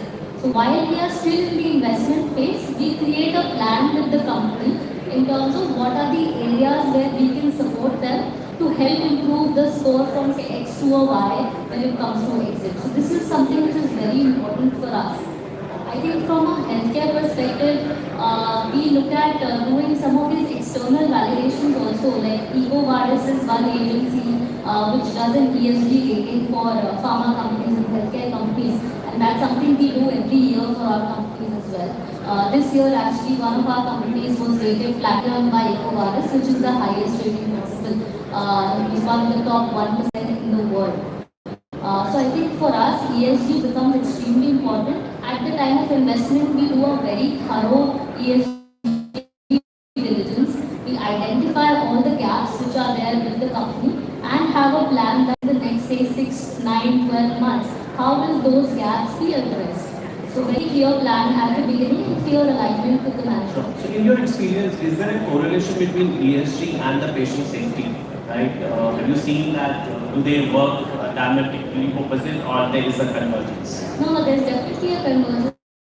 I think from a hospital standpoint, biomedical waste management, fire safety are extremely important issues, and those are issues we treat as the key ones for our diligence. So any gaps in that becomes a big red flag. First of all, that becomes maybe not investable for us, but if we decide to go ahead, it's very important to bridge that gap because we don't want to compromise on patient safety. So very relevant and important that these two factors. Absolutely. And the last question to you for now is, when you look at investment, what are the core 3-4 things that are like must not compromise and they must be in the check box? I think given we are talking about ESG, definitely ESG is one. Yes. So our ESG score at the beginning, there is a certain minimum threshold below which we cannot invest. While as Neil was saying, we typically know whether the company will reach that score or not, so we don't want to spend a lot of time evaluating a company which will eventually not reach that threshold. So very quickly we are able to figure out if the company has the right fundamentals in place from an ESG perspective.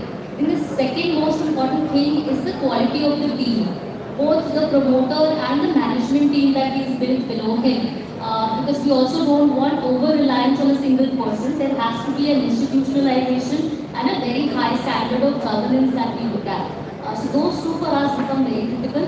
Apart from that, usual private equity criteria in terms of having a large market, the business quality being good from a hospital perspective, that could be in the form of revenue mix being diversified, the payer mix being diversified, cost efficiencies being in place, and their ability to improve their margins. Scalability is again an important criteria for us. And lastly, I would say capital efficiency. How well are they able to use the capital that they have invested?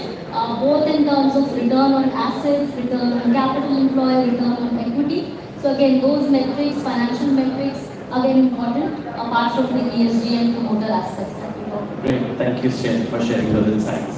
So Rajiv, coming to you, we are reflecting on strategic investment. And you as a company have had various rounds of funding in medical technology, and I think we were in our era. Again, I would reflect back 17 years ago. There were hardly any medtech companies that when I was at yes time we could have thought of investing. And my boss left and he invested in Tritron. And he says, this is one of the biggest companies that we could think of investing in medical technology. But today, I think fortunately the scenario is transformed, right? Now we have many more companies which have actually raised decent amount of money, especially in the cardiovascular space, and I think you are one of the leading cardiovascular players. Now, from that matrix of 80% import, there was a time where there was so much of dependency, right? Now, India has actually sort of improved that, right? From our 80 to, you were talking about 60. But yeah, I think there is much more to be done. What are those 3 things that you expect government to be able to do to create this as 80-20? 80% is import substituted and 20% is import. So what is required, 3 things from a government or from the industry to be able to reverse this?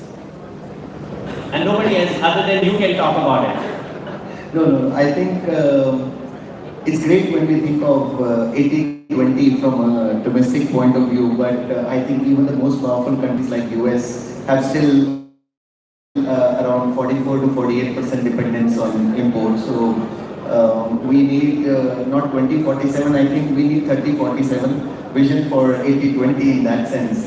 But yes, I think something when we look at not only imports or domestic prowess to be built up, I think the acronym SMART needs to be really imbibed from both sides. When I say both sides, it's the government as well as the private sector, where S would actually stand for sustainable.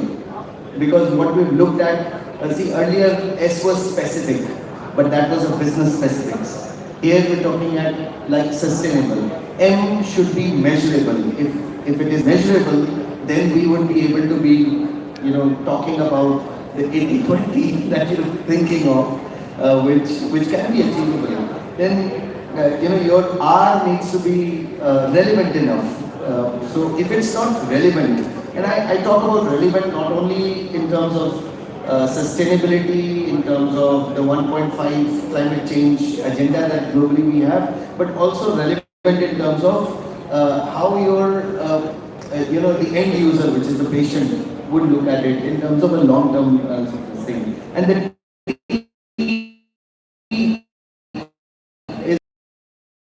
if we're not using AI, if we're not using technology for it, I mean, even 4047 will not be the right era. So I think this SMART needs to be imbibed from both the government side as well as the private sector, and this then needs to converge into a PPP mode and not the public-private partnership mode, but largely a partnership for a public purpose that will actually help. I think India needs its own standards, India needs its own policy, because we are 1.4 billion people in the country, and I can tell you, we did a survey with the farmer,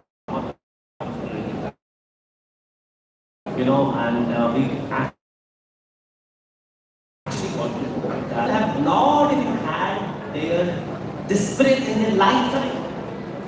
And we claim that it is the pharmacy of the world. And this speaks about the opportunity, that how much opportunity is still being unlocked in pharma, medtech, hospital, all that. So I think with that note, maybe we could keep on going, but we need to close. And I couldn't have expected a better outcome coming from both of you. I think amazing insights I have learned, and I'm sure fellow entrepreneurs would have also learned a lot. So with that note, I think if anybody has any questions or comments or reflection, Dr. Bharti, you've been patiently listening to us. He's been so we incubated a company called OnQuest, and we could incubate OnQuest only because he allowed us to incubate. So people talk about incubation today, but Dr. Bhatia supported incubation for Dagar when I was a young researcher, and a lot of gratitude to you, sir. It's always a pleasure to see you, and you continue to be really driving the healthcare agenda forward, and we are really learning from you, sir. Any reflections from you or any motivation that you would like to share? We have, sir, why don't you talk about standards? Yeah. Sir, you would like to talk about your roles of standards in healthcare. I think quality in healthcare is important, and I think if we don't talk about quality, I think we'll not be finished the panel, right? I have a slightly controversial stand on quality in healthcare. I think it's been, there was a wonderful initiative in my own organization called NABH. There's no doubt about that. But I think it has driven the conversation away from humans as needed. It's impossible that 1 lakh hospitals in India will get NABH accreditation in any near future, 4047, 3047, whatever you were talking about. So I am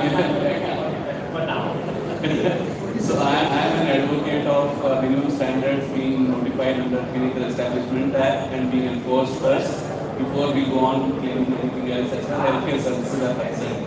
My take on products is different, but there we are global. I'm a great advocate of adopting international standards.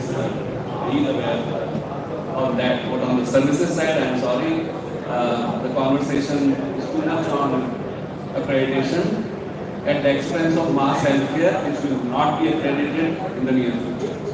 That's all. I think other aspect of scaling up businesses dealing with medical legal issues, and we are very happy to have Dr. Shah. Very few people really know what medical legal issues are, and I think Dr. Shah has been exemplary. So great to see you, sir. Thank you so much for your presence. Yeah. Are we good? Thank you. Wonderful.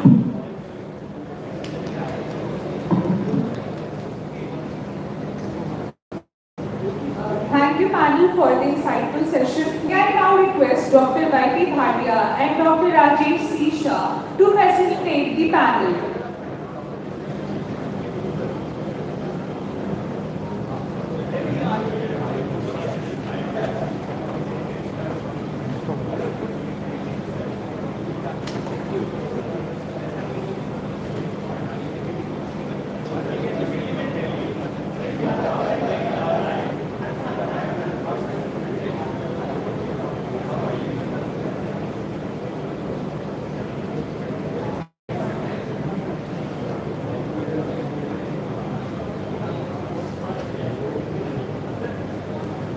We have Dr. Rajiv Chibber, Vice President, Shah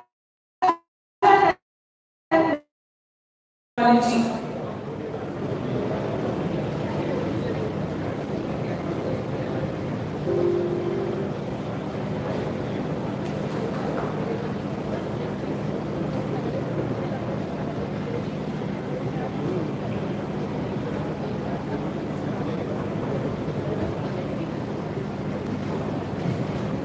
Mayur Sardesai, Managing Partner. Akshita Kapoor, Vice President, Quadria Capital.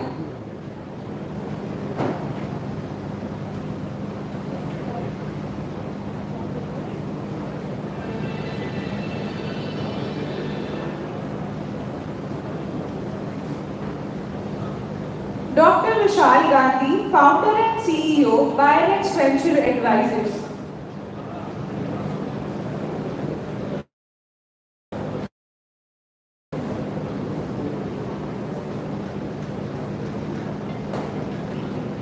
It's time for a group photo now.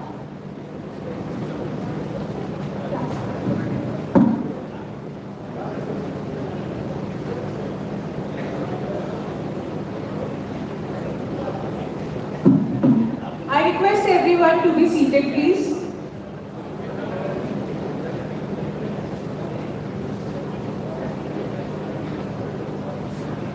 Thank you, panel, for the insightful session.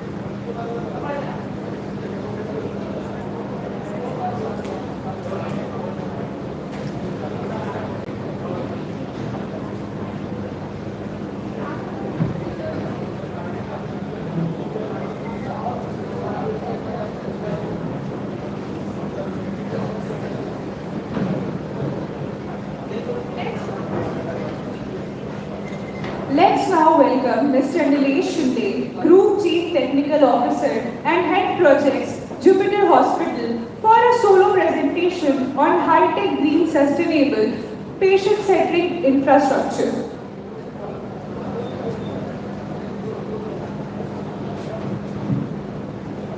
I request someone, if you have parked your car outside the gate, there is a PM movement, so please move your car accordingly. Thank you. Please welcome Mr. Nilesh Shinde with a big round of applause.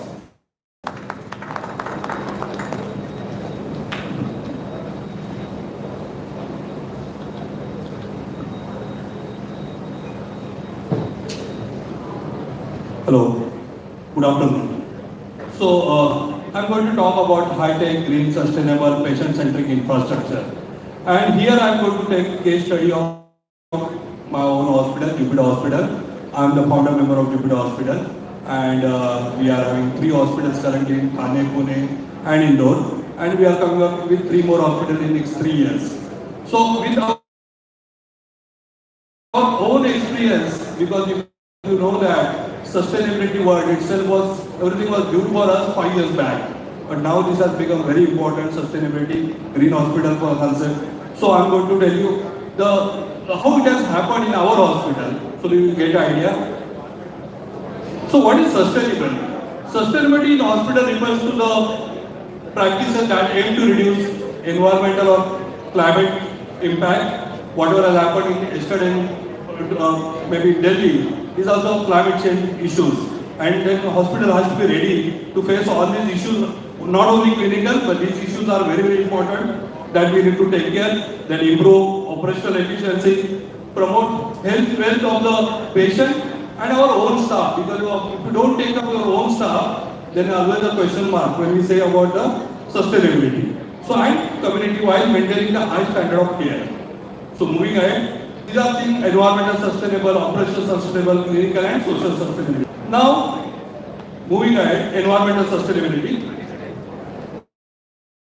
This is a photograph of 16 Jan 2004. Here you can see this is our hospital project, the site which was there, where we are having now our Jupiter Hospital, Thane. This is the Jupiter Hospital, Thane, which was done in 2007. Why I am showing this photo? The reason is that when we started this hospital in 2004, everything we have planned, what was the best available technology was available there, currently also in the hospital. But our observation was something different after 2 years of operation, that we are spending almost 70 to 80 lakhs of electricity bill per month. And then only this thought came in our mind, why we thought of energy efficient hospital? Because of that only. Whatever best available CT scan, MRI, cath lab, DNAC, everything was there. But we realized this cost was going too high, and every month the bill unit cost was also on the higher side. So, if you see here, these are the winter, summer and monsoon, okay? If you see here, the HVAC part, just concentrate on HVAC part, you can see that in any hospital, if it goes above 56 or 60%, you are going to consume more electricity bill for that month. So, which is the contributing factor in this? Not the medical equipment. It is HVAC or maybe centralized or whatever. We have the system, whatever system, but it is contributing more than, you can see this CSA is 3%, medical gas, power panel 1, medical equipment somewhere around 11, the UPS around 16%, but if you see HVAC, 45 to 56, 48. Here I am comparing what was the result for us in 2009, okay, for Thane. Then we understood that it is more than 50%. And because the HVAC system is causing all these things, our electricity unit per day was 20,000 units per day.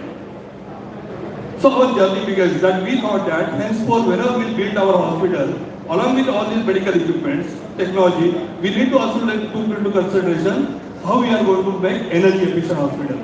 And our journey begins there. So you know that whenever we do any hospital planning, how many people are involved? One is that owner itself, architecture, structural engineer, interior, everyone is involved. Okay, what happens that they are having their own thinking over that. We always talk about drawing table. We will make the drawing, but there is no 3D available. Everyone will have their own thinking. But now what we started using is that building information modeling, BIM modeling. What is happening because of BIM modeling? We can able to get the entire functional and the physical characteristics of the building for lifelong. It becomes very easy for analysis predictability. Now, when we started our Pune project, we were very clear that we are having a tie-up with Deep, Switzerland company. who is a consultant for us, but we will be able to save around 18% energy per day. Now we are doing one hospital in Dobili, where we are clear that we will go up to 26% of energy saving per day, and that is possible because we are using beam and Revit. That is giving us predictability what is going to happen. So everyone is aware that U value is less, then it is always better for any thermal transmitters. Moving ahead. This is, you can see that there are three aspects I can say in a hospital when we build a hospital. One is glazing, outside glazing, then roof insulation and external walls. So when it becomes glazing, there is always a catch there. Then whether we should have a tinted glass or whether we should have a glass where patient can able to connect to the nature. If you go just now today when I was coming from Bombay to here, I said aerobridge. So the image was there, I can able to see in that glass. If that happens with patient, what will happen to him? He will not able to cure fast. So you need to find out which is the solution. DQ, like what you use there, but which will give you not only energy saving, but at the same time a good comfort to the patient. That is very important. Why this hospital building is there? Is for the patient. Their comfort is very important. We need to take care of that. Because once the allowance is less, definitely is going to make a difference for any operational efficiency. So glazing is very important. Moving ahead, very important. Now you are having land, okay? Land is whatever is available for you. Now once you make the building, you need to do this type of analysis where you can able to see that how the sun path is going, what is thickness analysis of the DQ what we are going to use, because that is going to play important role as far as whenever we are saying energy efficient building. So doing always thickness analysis, what should be the DGU, size should be there. Now we are going up to 45 meters, so there is a lot of wind pressure is there. Now for that wind pressure, what should be the suitable, your glass size should be there. That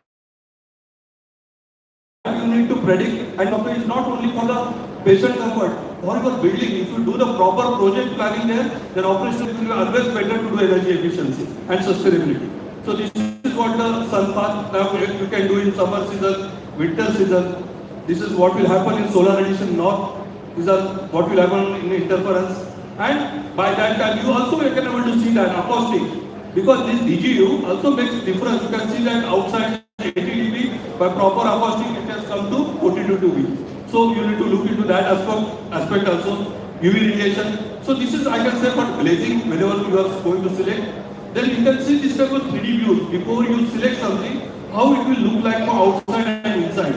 Everything is possible on software. You need not to do anything practically, that install it and see it later on. You can do it on software. So these are the cloudy sky, when it tells what is the scenario, how it is going to say, how patient is going to see. Now these are the things very important. Everyone just go with this solar factor or U value.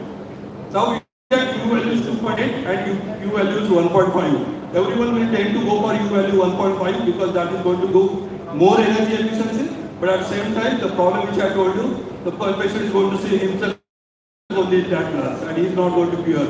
So you need to find out which is best for your organization, for patient, and you need to take decision on that. So we always go with the double glazing and clear DG. Now this is what the actual photograph, like we are talking about green hospital, we are talking about connect to the nature. So this is what our Pune hospital. Now the second thing, external wall. Now earlier we used to use brick wall, now we can able to use this AAC wall and we can do this.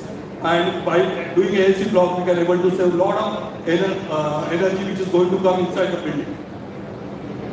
Now, along with that, you can see that chiller and cooling tower. Okay, why I'm saying that chiller is very important. In a hospital setup, you will see that there is a lot of dynamic load. And uske liye chiller proper selection karna बहुत important है. Because having just VFD will not able to solve that. There are two things we need to understand that. Lot of time we do everything on paper. Okay. We design, we do the BOQ, but execution doesn't happen right time. It doesn't happen in a proper way. And final output is not up to the mark. What happens that whenever PMC is involved, their role gets over at the time of inauguration. They are not there. But if you see any hospital, to build up to 100% their capacity, it takes almost 3 to 4 years. That time no one is there. And what happens, the maintenance manager who has to handle that, he doesn't know ABC about this, what was planning done that time. This is always a huge gap is there. And to avoid all this gap, you need to design the chiller and cooling tower sizing very properly.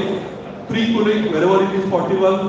Humidity control, because medical equipment runs on the temperature has to be between 20 plus minus 2 degree and humidity below 60%. So for that humidity, I can either you can use heat pump or condenser as a heat water. This is TFA. This is TFA. This is TFA looks like, which is there from Pune. This is cooling tower. I'm telling you, this is cooling tower. His office is there here in Baltimore. I'm spending almost 3 times more than any available cooling tower. But the energy saving is really on the hard side, because if your condenser water temperature goes down, you are going to earn a lot. This you can able to do the return on investment less than 2 years. And this is my own experience. Till now, I was using something else. But after investing 3 times, I can see very clearly in 2 months only, there is a huge gap. But this, all these things, learning only it can come. And this is what is learning for us. I said zero liquid discharge, heat pump uses, PMDA, not everyone is doing it. Heat pump.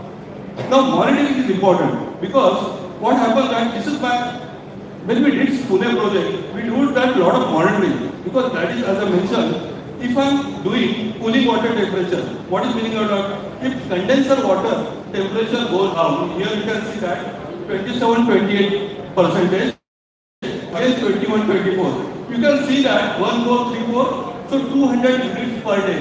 Just by reducing condenser water line, I am reducing 200 units per day. Okay, but how it is possible? Just for a good cooling tower. So this is possible. So this is the example what we have done. Now we need that if you are having chiller. Okay, what happens normally? We are used to that 100% chiller by load level. Instead of doing, because we are using VFDs. So if you do it part load, you will see that technical deficit. If you run on 70%, 75%, 2 chiller, that is going to give you good result than running 1 on 100%. Just see in your own organization, you will see the results. So this is what we have done, and we are getting, you can see here 0.41 again 0.46 kilowatt per TR. And this is the actual reading what I am having. If I run cooling tower, if I run 2 cooling tower at one time against 1, that also gives a good advantage. Now this is what the Pune hospital, we built it this way, and this is best practice, and we got an energy efficient award from Ministry of Power. So this is, here I am saying that, yes, we are aiming for Modi's this aim of net zero emission target for India by 2070. Now, when we say green healthcare, in green healthcare doesn't start after building the hospital. It has to start when the project is going on. These are the actual photographs which are there on the site, which is the new project which is going on. You can see that. I'm just going through it so we'll get the idea. What are things we need to do on site? Segregation, very important. Then अपना जो staff है उधर जो labour काम करे उसका भी पीने का पानी का बंदोबस्त होना चाहिए. We can't say only for patient or relative.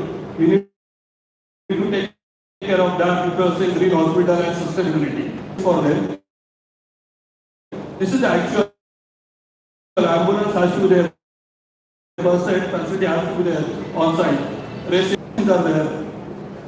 So this is of our hospital or ICU. You can see that all rooms where we are having the glass direct sunlight can come inside. You can see here. This is on 6th floor, the garden, healing garden, which is there in Pune. Well, patient, these are the things which are there. This is from indoor. We are just talking about that. We already done that. This is the effects on the colors. This is for PICU. This is for indoor. This is for pediatric rehabilitation. This is also from Pune.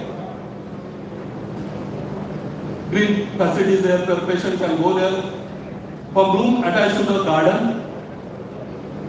Vibration control is very important. Fire life safety is important. That has to be there. Everyone is having kitchen and kitchen provision. Whatever spending, like maybe 20 lakhs more. But you have to take care of that. Fire life safety is very important. Kitchen, you should have a UL certified for that. Segregating waste at the site, you can see there's all this waste you can segregate in this way. Water conservation, rainwater harvesting is one of them. Operation sustainability, reducing operation cost to energy efficient equipment. Now this is one point you always remember. Basically I am a medical engineer. I work for GE and Siemens. I have installed almost more than 90 CT scan and 15 MRIs. with my own experience, I was there in Siemens head office also and G also below me. We are talking about reducing 1 or 2%. For that, lot of conferences happens, and we are talking just reduce 1 or 2%. I am telling you example. You go to your place wherever you are there. Your temperature during working hours, all the companies where Siemens, Philips or GE, they will talk about maintain this temperature of 20-21 degree. Okay, but if you see there original technical data sheet which is given by India, I am not talking about that. I am talking about the original data sheet that will mention that it can go up to 26 degree also, and humidity you need to maintain below 60%. That is very important point, that what we are doing in our hospital during operational hour, because the patient is there, technicians are there, we are keeping at 20-21 degree, but when it's non-operational hour, we are increasing by 2 degree. Just by doing that, there is a lot of savings happening, and nothing is going to happen to the machine, because as per the requirement is 26 degree. They will say that AMC will go, CMC will go. Just ask them, give a technical data sheet, you will see that. Okay, we are having our own windmills also, solar panel also, and all these things are very important. Like we are talking about digitization, beam technology, all this side. So infection control. One more point which I just want to and then I will finish my project. This talk. Air changes. We are talking about everything. We are talking because this is a requirement of NABH. But most of the time, what happens that after completion of project, we hand over the project. No one does the dust cleaning. But during project, you know that a lot of things happen. There's a lot of dust is there, debris is there, and then we see that air pressure or whatever we are going to have indoor air. There is no checking for that. So you need to look into that aspect before we hand over any. Other than doing all these things, dust cleaning, you can see that before cleaning, after cleaning. This is very important, and this is medication management and patient education we need to give. Social sustainability, how we are reasonable access to the healthcare.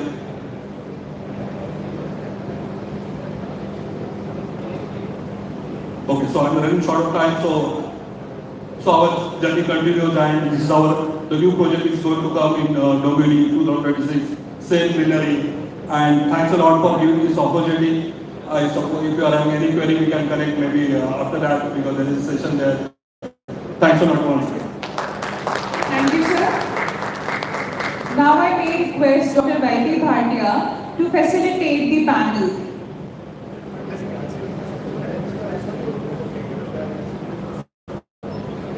Now I may request Dr. Afzal Kamal to facilitate the panel.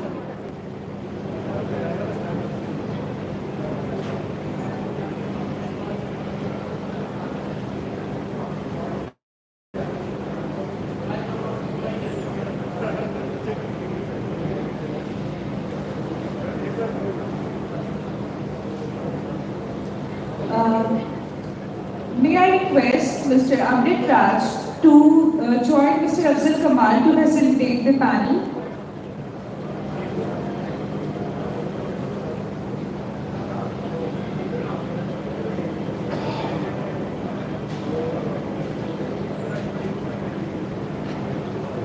DL10CW card. Panel 3, Fire Safety in Healthcare, Rethinking Infrastructure for Emergency. Moderator of this panel will be Preeti Tyagi, Head Marketing Business Development, Window Techs. May I request the panelists to join us on the stage.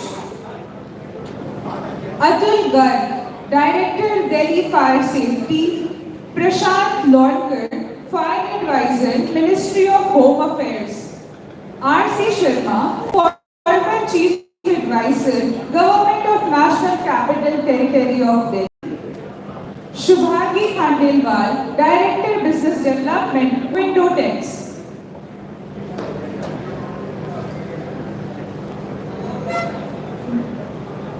We have Dr. Sanjay Tomar, sir.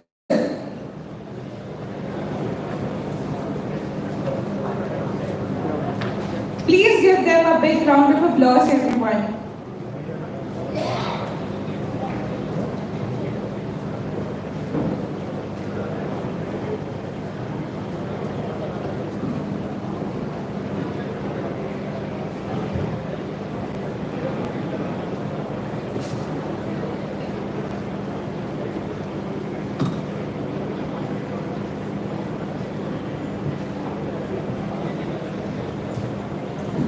There's a car DL10CW.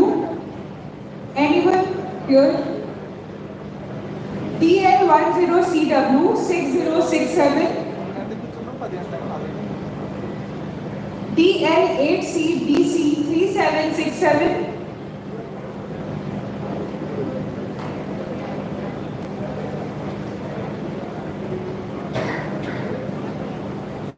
Now, let's begin with the panel discussion 3.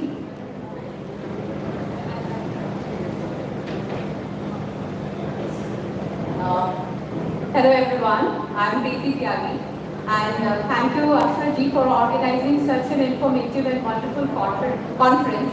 और जैसा कि मुझे team ने already inform किया है कि we are running short of time, so I will try कि हम इस panel discussion को इतना informative और इतने short time में बनाएं कि we can have a fruitful discussion over here and we can provide the information that we want to provide to our audience. As we all know that the topic for this panel discussion, that is fire safety in healthcare, rethinking infrastructure for emergency, is as hot and situational as the weather of Delhi these days. Talking about fire safety in healthcare setting, it is not just about emergency response. It is about being prepared even before the fire starts.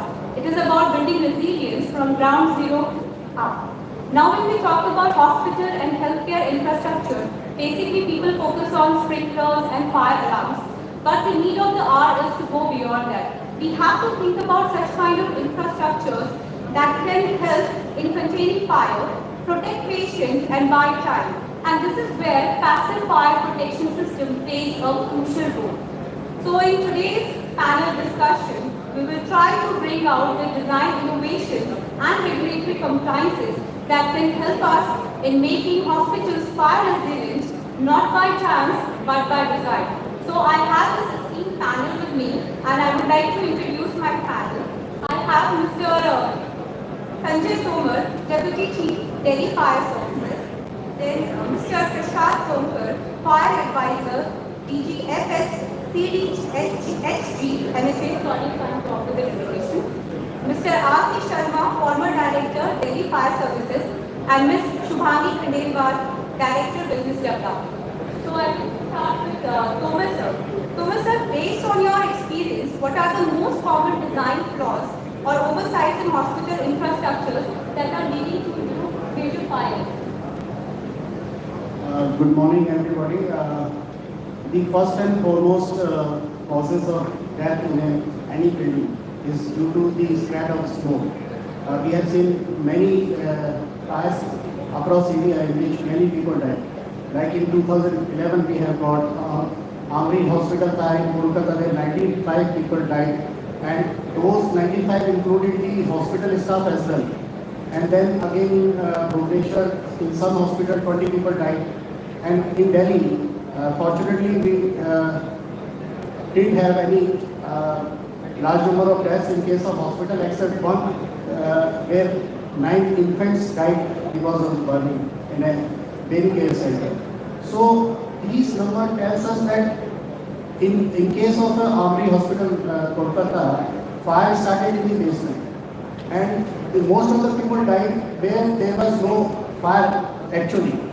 They died because of smoke inhalation and asphyxiation, and this speaks out the non-adherence to the fire compartmentation norm. Because when you design a hospital, it should be compartmented well to prevent the egress of smoke and hot gases. And these smoke not only contains the harmful gases like carbon dioxide and nitrous oxide, it also has carbon monoxide in it, and which kills a person if you inhale more than 50 parts per million, and the exposure to that carbon monoxide is more than 1 million. Even if the patient is removed to air, it converts the hemoglobin in the blood to carboxyhemoglobin, which is very dangerous, and the chances of a revival of a patient is very much low, and in places where there is no fire. And first and foremost is the compartmentation or a design of the hospital should be evacuation. We see that if there is a fire, so a hospital should be designed and compartmented with the help of the smoke check door, fire curtains, fire barriers, and in the facilities like AC ducts. And we have seen that many of these ducts where they are passing for services and they are penetrating the floors, they are penetrating the compartments. So all these openings are left open. So that is why whenever there is a fire, either it starts in the basement where you have plenty of combustible materials or many kinds of your gases or unwanted items. So fire generally starts from electrical circuits.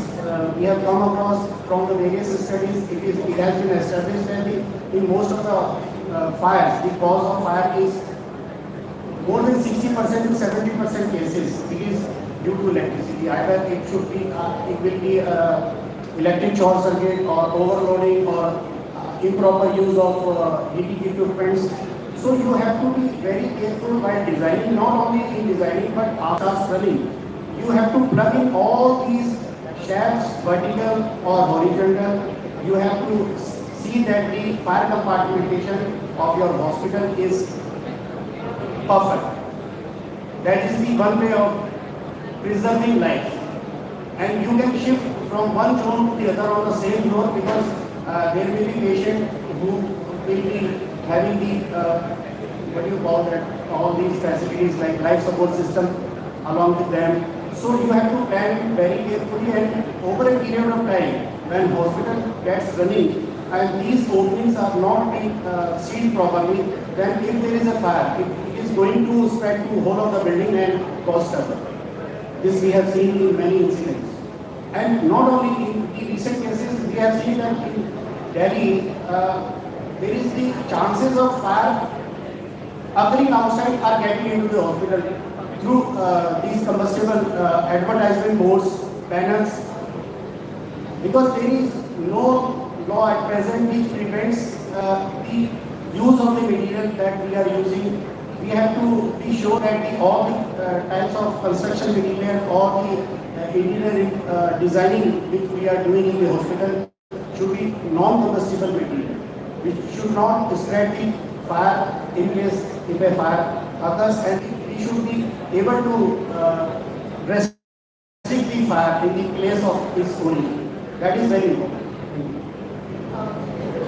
Sanjay sir, you have very well mentioned that how it is important to have proper compartmentation in hospitals and how fire from outside can also impact the hospitals, and we have seen these major fires in recent years, like Kolkata fire that you have mentioned. So here, what I feel is government plays a very crucial role and courts play a very crucial role. So my question is to Prashant sir. Prashant sir, what steps is the government taking to improve the fire safety rules for hospitals? And are there any recent new updates in the safety codes that we have? So, thank you, Preeti. Very good morning to all of you. In fact, good afternoon to all of you. First of all, I would like to share with you, topmost government is very serious, very serious about the hospital safety issues. As you are aware, there are many more accidents is happening in countries, especially in hospitals. And hospitals is very critical place where vulnerable patients are there. They themselves cannot do help themselves. They are critically ill. So hazard and the risk is highest in any other occupancy what we can see. Now, especially from PMO, we have a direction to ensure fire safety in all hospitals. So for that, our Director of Fire Services, we are holding hospital safety workshop throughout the country. Recently, we have done in National Fire Service College, Nagpur. After that, with Delhi Fire Service, we had done with PSC Chambers of Commerce. And like that, we have industry partners, the corporate social responsibility. There are many more players. We are requesting them to organize hospital safety awareness campaign.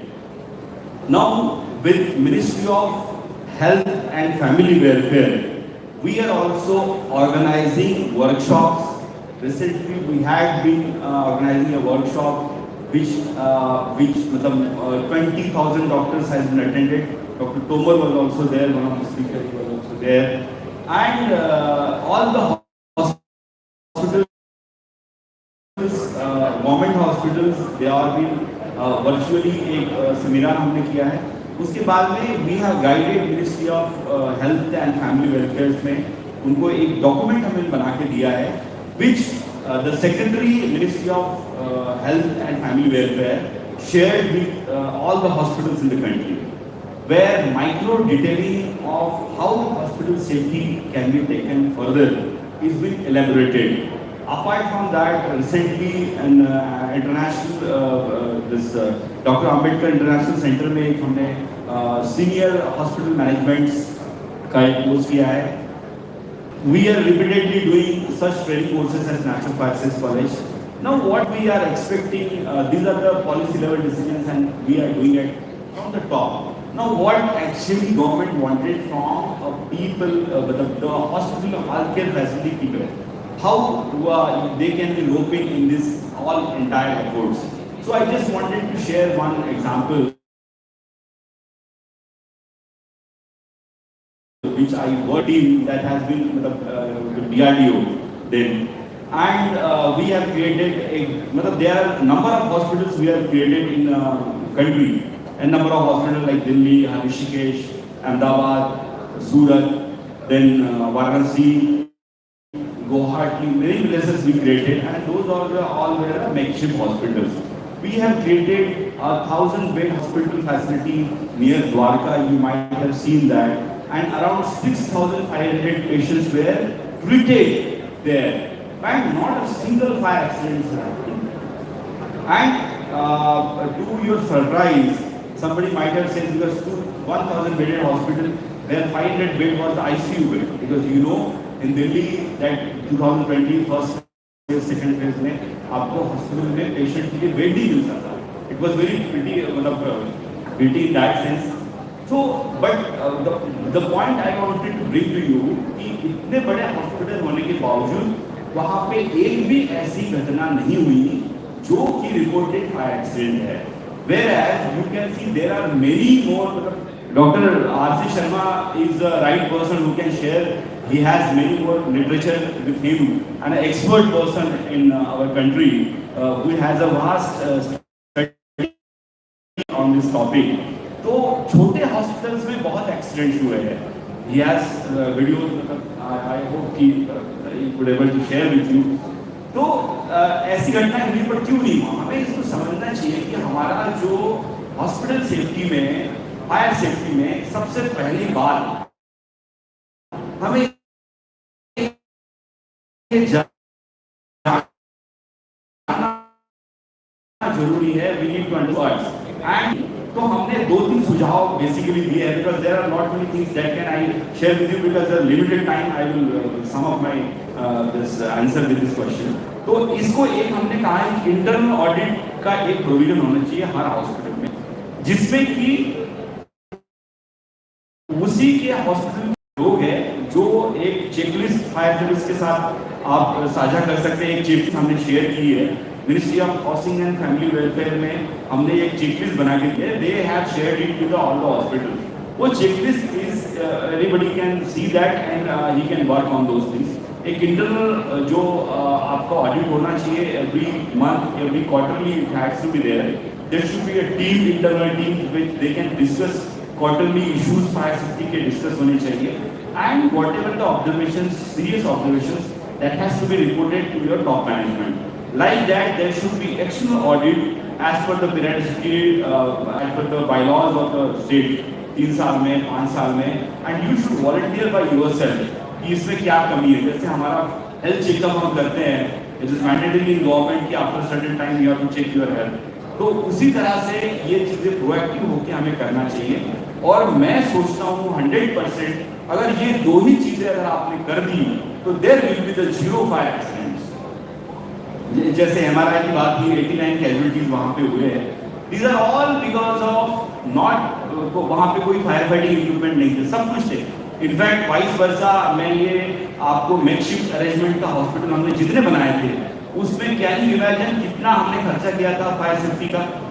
Only 4 lakh per month. उसमें एक हमने fire tender higher किया और बहुत सारे जो हमने वहाँ पे वॉलंटियर्स हायर किए, मतलब I should not say volunteer, they were paid and they were been trained. एक छोटा सा ट्रेनिंग उनको दिया हमने कि क्या क्या आपको चेक करना है। हाउस कीपिंग की चेकलिस्ट बनाई है, इलेक्ट्रिकल की चेकलिस्ट बनाई है, एग्जिट डोर्स की चेकलिस्ट बनाई है, रूफटॉप की चेकलिस्ट बनाई है, वो पानी की, और फिर एक ट्रेनिंग का। तो वो कंटिन्यूअस, जैसे मैं भी उसमें जाता था, हर शिफ्ट में they were bound to take minimum 2 rounds. तो इस तरह से 24 आवर्स में 6 राउंड होते थे। तो जो भी कोई डेविएशन होता था, कुछ भी होता था, वो पता चल जाता था, उसी को रेक्टिफाई करना। Because there was a thought कि हमें कई जगह पे ऐसे मेकशिफ्ट अरेंजमेंट हुए जिसमें 1-2 करोड़ का इन्वेस्टमेंट हुआ। तो दे सेड कि इतना हमको भी करना चाहिए। Money was not a problem in that time, everything जैसे आप बोलो हो जाता था। बट आई सेड कि what we wanted to fight hospital fire here in come the hospital, or you wanted to make it safer, there should be no fire.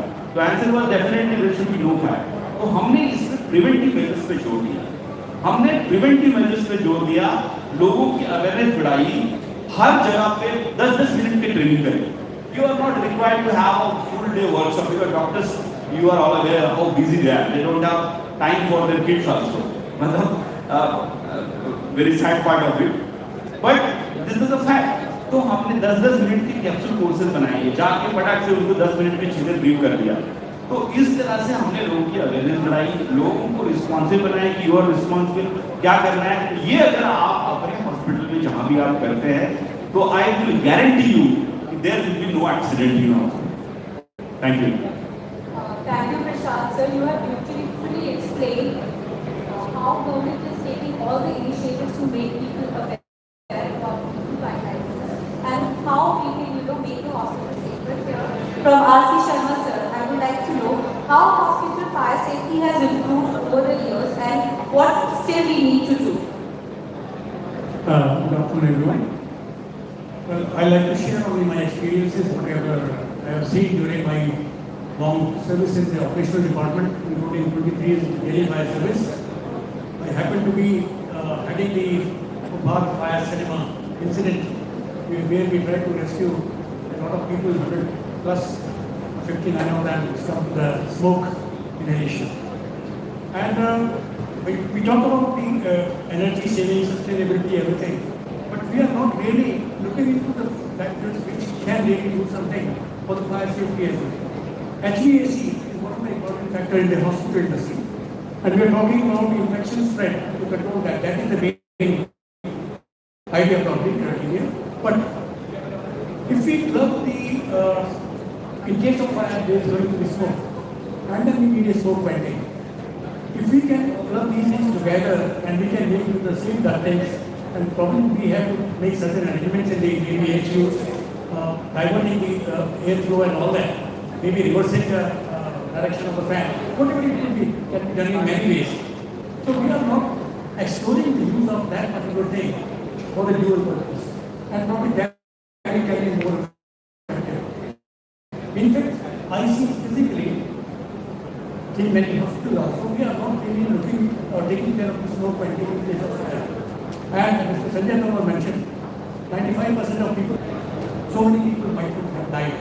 If not all, many of them would have survived.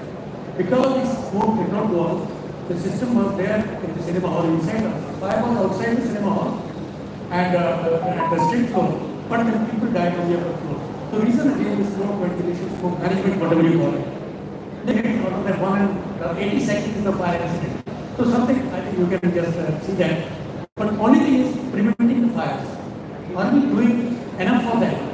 How many ventilator machines caught fire? There was a problem in short circuit, that was the CCTV is showing that.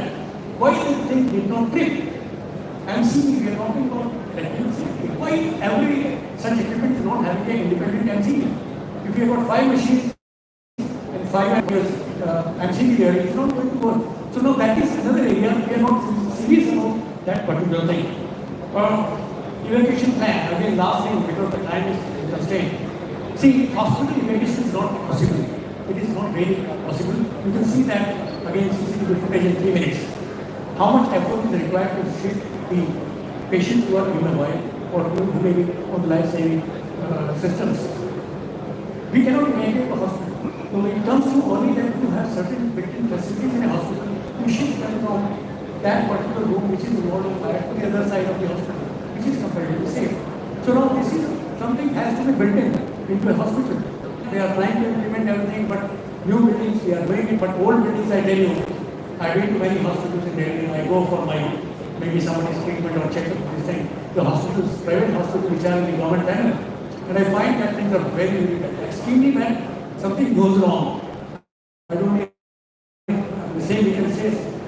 We can see the same KMRA things happening there also.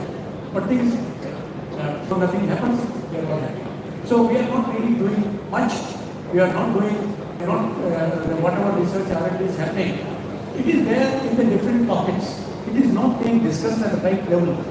The engineers, we have people from, just last thing I would like to say is, we have people from some of the kind of manufacturers and we are very, they're taking care of a lot of fire safety and all that. But then, there is no, we cannot use any fire extinguisher on a panel which is on fire.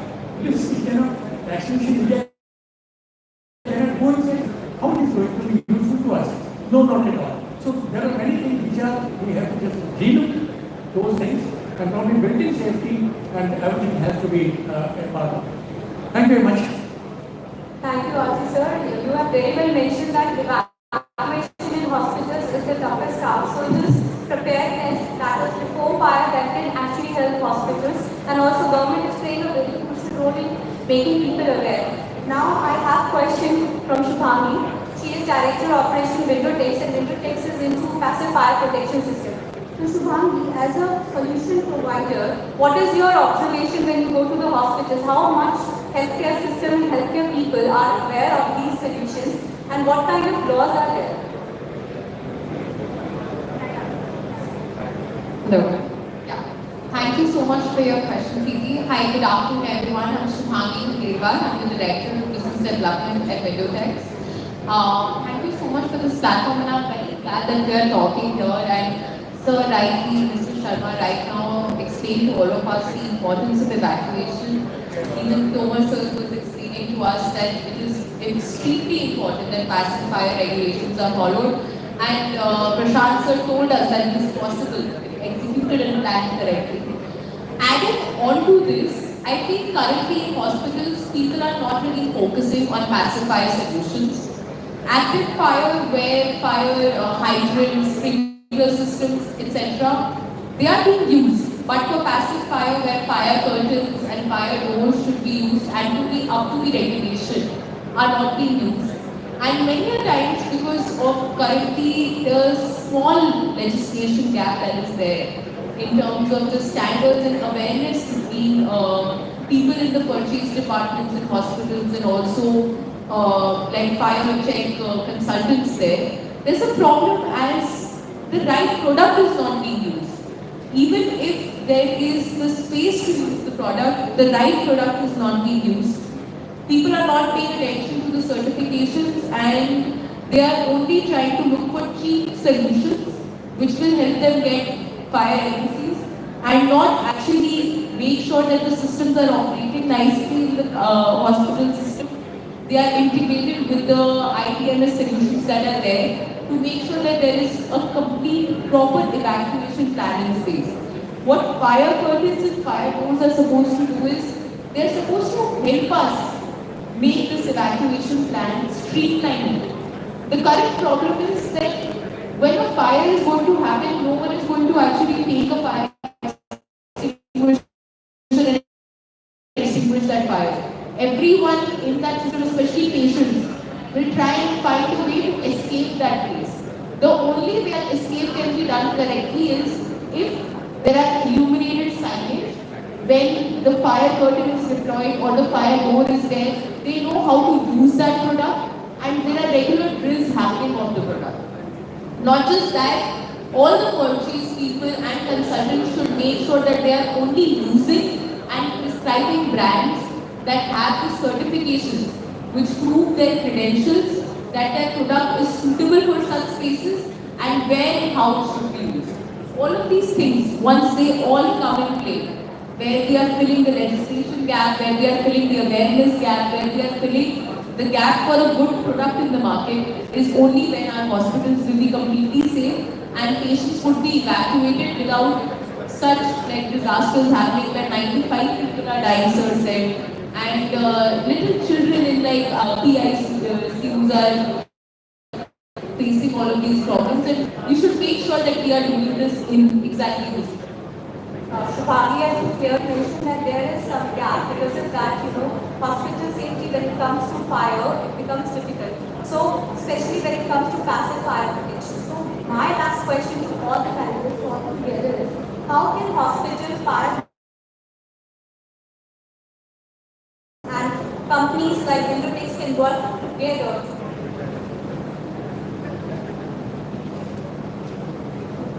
See, when you talk about passive fire safety, again it has to be built into the system. Like you have not activities they come in operation when something happens. Passive fire doesn't allow that to spread fire. So minimum use of material which are likely to burn in case of that. And we cannot avoid everything, but then we take precautions wherever it's feasible. Next thing is avoiding the segregating the things. Passive measure most important is that we segregate the things which are likely to be hazardous to us.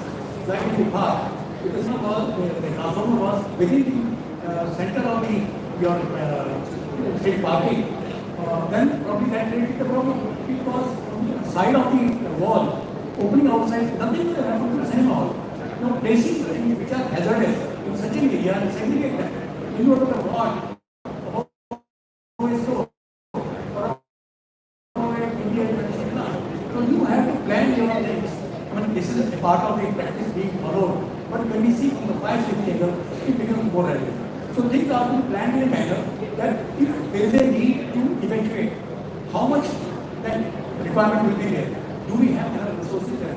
So we have to plan everything accordingly. So passive measures are very necessary in that. Natural ventilation is one of the things. It is built into the system, openable windows across. Well, I can say something it may look very odd. If AMR hospital, central air conditioned, if it was having openable windows, it was a normal hospital. So we would do like that. Now, I consider, because I've seen this happening, I've seen this began the on fire, I was there. So I was in one hall and smoke went to the main hall. After 7 hours of hot gases transferring into the main hall, the burning ceiling came down and this main hall was burned. Now see that thing crossing from one side to the other. So compartmentation, segregation of the flow, smoke or heat from one part to the other. So if smoke is crossing in all the areas vertically horizontally, that is the problem. So compartmentation is one of the most important factors, which is a passive element. It's the most important. Thank you. What the sir has told, compartmentation is very much important. And what Shubhangi was mentioning, the fire curtains and all, you can use these things. ये खतरा है and it is unnecessary. ये खतरा है and it is unnecessary. It is not a part of process. आपको उसकी आवश्यकता नहीं है रेगुलर में, तो उसको अवॉइड करिए, उसको रिमूव करिए. अगर आप रिमूव नहीं कर सकते हैं तो उसको रिड्यूस करिए. क्या इतने केमिकल है आपके पास में, तो इतना केमिकल पेट्रोल अगर है यूज करने के लिए, तो क्या इतनी आवश्यकता है? जैसे लेबोरेटरीज में पेट्रोल की आवश्यकता होती है एक्सपेरिमेंट में, उसको चाहिए 100 ml 200 ml. आप पता चला कि कंपनी के पास पैसे 200 लीटर का ड्राम भरा हुआ है, तो हमें ये पता होना चाहिए कि पहले तो रिड्यूस करिए, रिमूव करिए हजार्ड को. नहीं होता है तो उसको रिड्यूस करिए. कितनी आपकी आवश्यकता है, कितना स्टैंड बाय होना चाहिए, रिमूव, रिड्यूस. और उसके बाद भी अगर आप ऐसी जगह, जैसे मान लीजिए आप मतलब जैसे ट्रैवल करते हैं हम लोग, तो यू नो ट्रैवल है, खतरा है, तो use your helmet and all the safety gears and all this things. तो फिर तीसरी बात आती है कि उस पर एडमिनिस्ट्रेटिव कंट्रोल लगाते हैं. जो भी आपके हजार्ड है, आपका एसी है, डैम्पर्स है, एसी जो है एयर कंडीशनिंग में जो हम डैम्पर्स की बात करते हैं,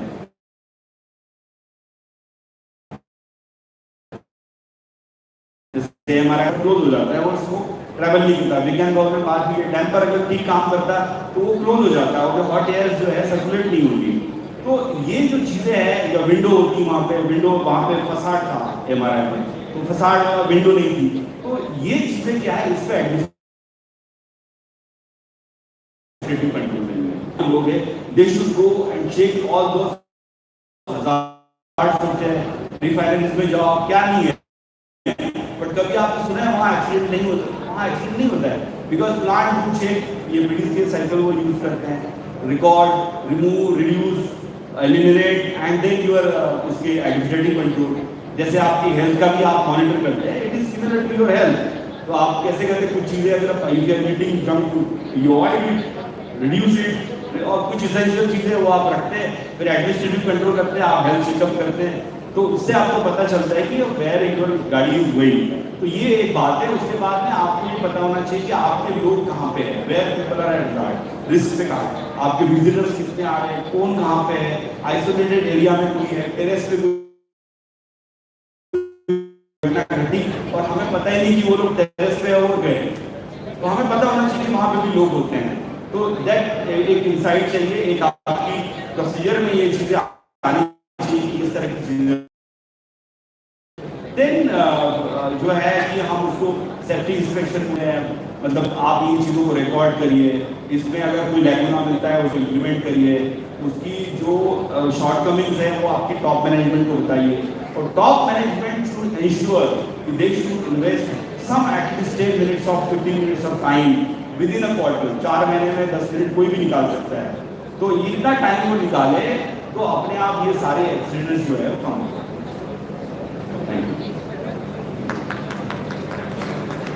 सर बिल्कुल सही कहा है, and I feel the main thing that I want to take away from this is कि there must be a presence of mind that is being used while we are incorporating these elements in our design. हमें देखना चाहिए कि हमें fire door का इस्तेमाल करना है या फायर कर्टन का इस्तेमाल करना है। जो लंबे कॉरिडोर्स हैं where they are restricting stretcher movement, in spaces like this we should see what would be the right solution. If we should use a fire rated glass in a lobby, or how do we need to place these things, because while we should eliminate and reduce, there are some services we just simply cannot. So for those services and for those spaces, we should come up with these plans which are completely foolproof, where we are using the right product which has been tested in certified labs, where an ISO standard is being used, because in the National Building Code currently we don't have some standards for fire curtains and some things for glasses. So we should make sure and we should take a note that the product that we are using is the right product in the right space, and we are making sure that we are not choosing to compromise at all in terms of budget for fire safety, because it is the most important thing in any building. I'll just add up some few points, because when we talk about the fire safety is not a one thing. We have spoken many things. You have to invest in fire safety. As far as hospitals and nursing homes are concerned, you will be surprised to know that in Delhi, if we talk about the statistics, the high-rise building in which we see that there is a more risk, and we have many safety norms for high-rise buildings. The number of people dying or getting injuries in cases of fire is none. Or number of fire incidents in high-rise building is less than 1% in the whole of Delhi, in which we receive more than 30,000 calls per annum. So, what does it mean? It means that the buildings which are adhering to fire safety norms, the number of chances of occurring fire is less than 1%, number one. From the last many years, we have conducted a study and want to find out the causes and the number of occupancies in which the number of deaths are occurring or fires are occurring. All those buildings which are less than 50 meters in height, or all those buildings which you have converted, suppose you had one residence, now you have started a nursing home with 4 beds, now your business grows in that, now you you converted your nursing home to a hospital with more than 50 beds. Now, what you are doing? You are just not adhering to any of the safety norms which we spoke. Because by converting a residence, you have not provided, because generally nursing homes or residence, we have got one staircase, and that is 1 meter or 1.5 meter. The requirement for the code since 1983 for hospitals is the 2 meter wide staircase, 2.4 meter wide corridors, and then you must have the alternate exit. In none of the nursing homes which I am talking about, in Delhi we have got more than 1,000 nursing homes, and more than 700 or 900 are not adhering to. So you have to invest in safety. You are earning from that property, but you are not investing. Seriously, you are not investing in safety, because safety you have to purchase. You have to invest in safety. And that comes from the back of your mind. If you are the management thinks that yes, life is precious, then you have to invest in safety, and then you have to find solution. Because in the existing structure, you can't have 2 meter wide staircase, you can't have the corridor, you can't adopt the practice which I spoke, the horizontal integration. Then in that building, what you can do, you can enhance the safety in that premises by adopting the compartmentation, by providing fire dampers, by avoiding all their things which creates a fire. And from the study we know in a premises how a fire starts. Majority of it comes from the electric origin. There are many causes of electrical fire, not only short circuit. There are many. We can prevent all these 70-80% fires in our premises or building by adopting what causes fire. Number 2, bad housekeeping. 15 to 20% causes of fire comes from the bad housekeeping, because you are generally storing unwanted stores, you are blocking the alternate exits. So I can say the bad housekeeping also plays a very important role in creating and obstructing and spreading of the smoke or fire. Because everywhere you will find that lot of combustible material, lot of waste material you will find everywhere. So by adopting two practices, you can avoid 95% of chances of outbreak of fire in any building, not only the nursing home. So that is very important. And third one is the commitment. Commitment to provide safety, not only to the occupier, not only to the patients, but to yourself. Because as I spoke, in every fire, out of those 95, many people who were belonging to a hospital administration were dying in that accident. It is not only the death of the patient, not only who are coming to your hospital for diagnosis or treatment. It is your own life. It is the life of your staff as well. So, pay some heed to the concept of safety, because it starts from the design, then implementation, then practice also, because over a period of time we ignore safety. पहले तो बहुत अच्छा बनाते थे, बाद में जैसे जैसे मेरी रिक्वायरमेंट बढ़ती जाती है, मैं सेफ्टी के साथ प्ले करने लगता हूँ. जब सिस्टम फायर हो जाती है तो मैं उसके लिए ना प्रिपेयर होता हूँ और ना मैंने कभी सोचा होता, बिकॉज हर एक आदमी ये सोचता है कि मेरे घर में कभी आग नहीं लगेगी, और जब लग जाती है तो उसको ये भी नहीं पता होता मुझे करना क्या है.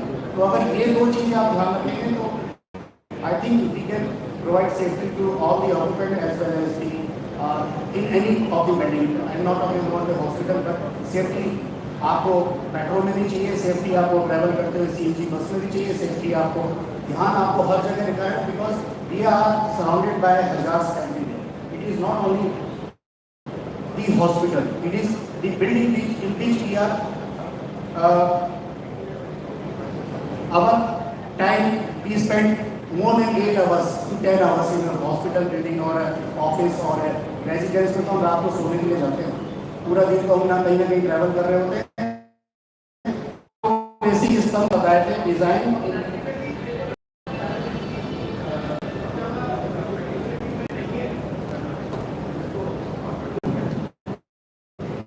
नहीं, प्रैक्टिकल एवरीथिंग इज पॉसिबल, ऐसा नहीं है कि नहीं है प्रैक्टिकलिटी में।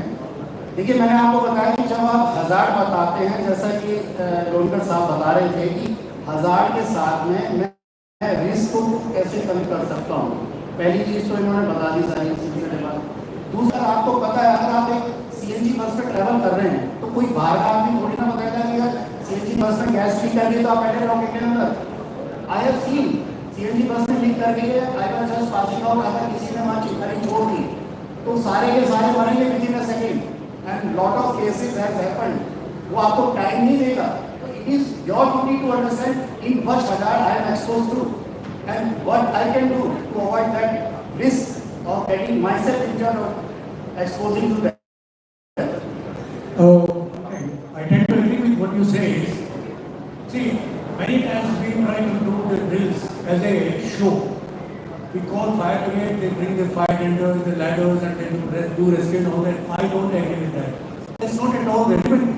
You do the drills with the facilities available in your hospital. You see that if there is a fire in a particular thing, particular area, what are facilities you are having there? Are the people really aware of that?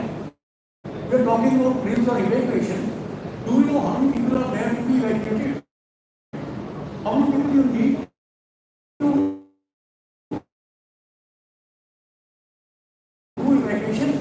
You conduct a realistic drill in one of the days on it to be evacuated. How many people you need? So we never do these type of realistic drills. What we do is, something is done, we take a photograph, we take some smoke and somebody using the ladder or something to evacuate from a rope or a ladder or fire tender, because it takes time for the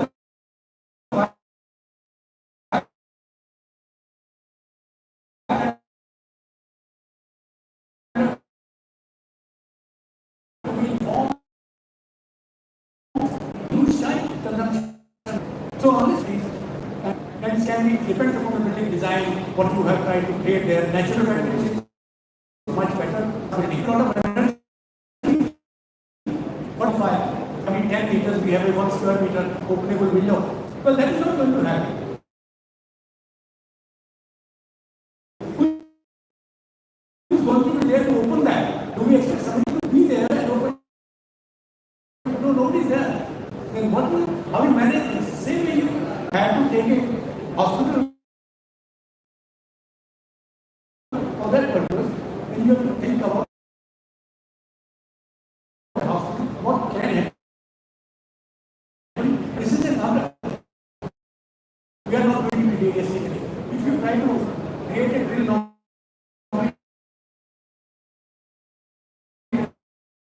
normal information, there is a fire.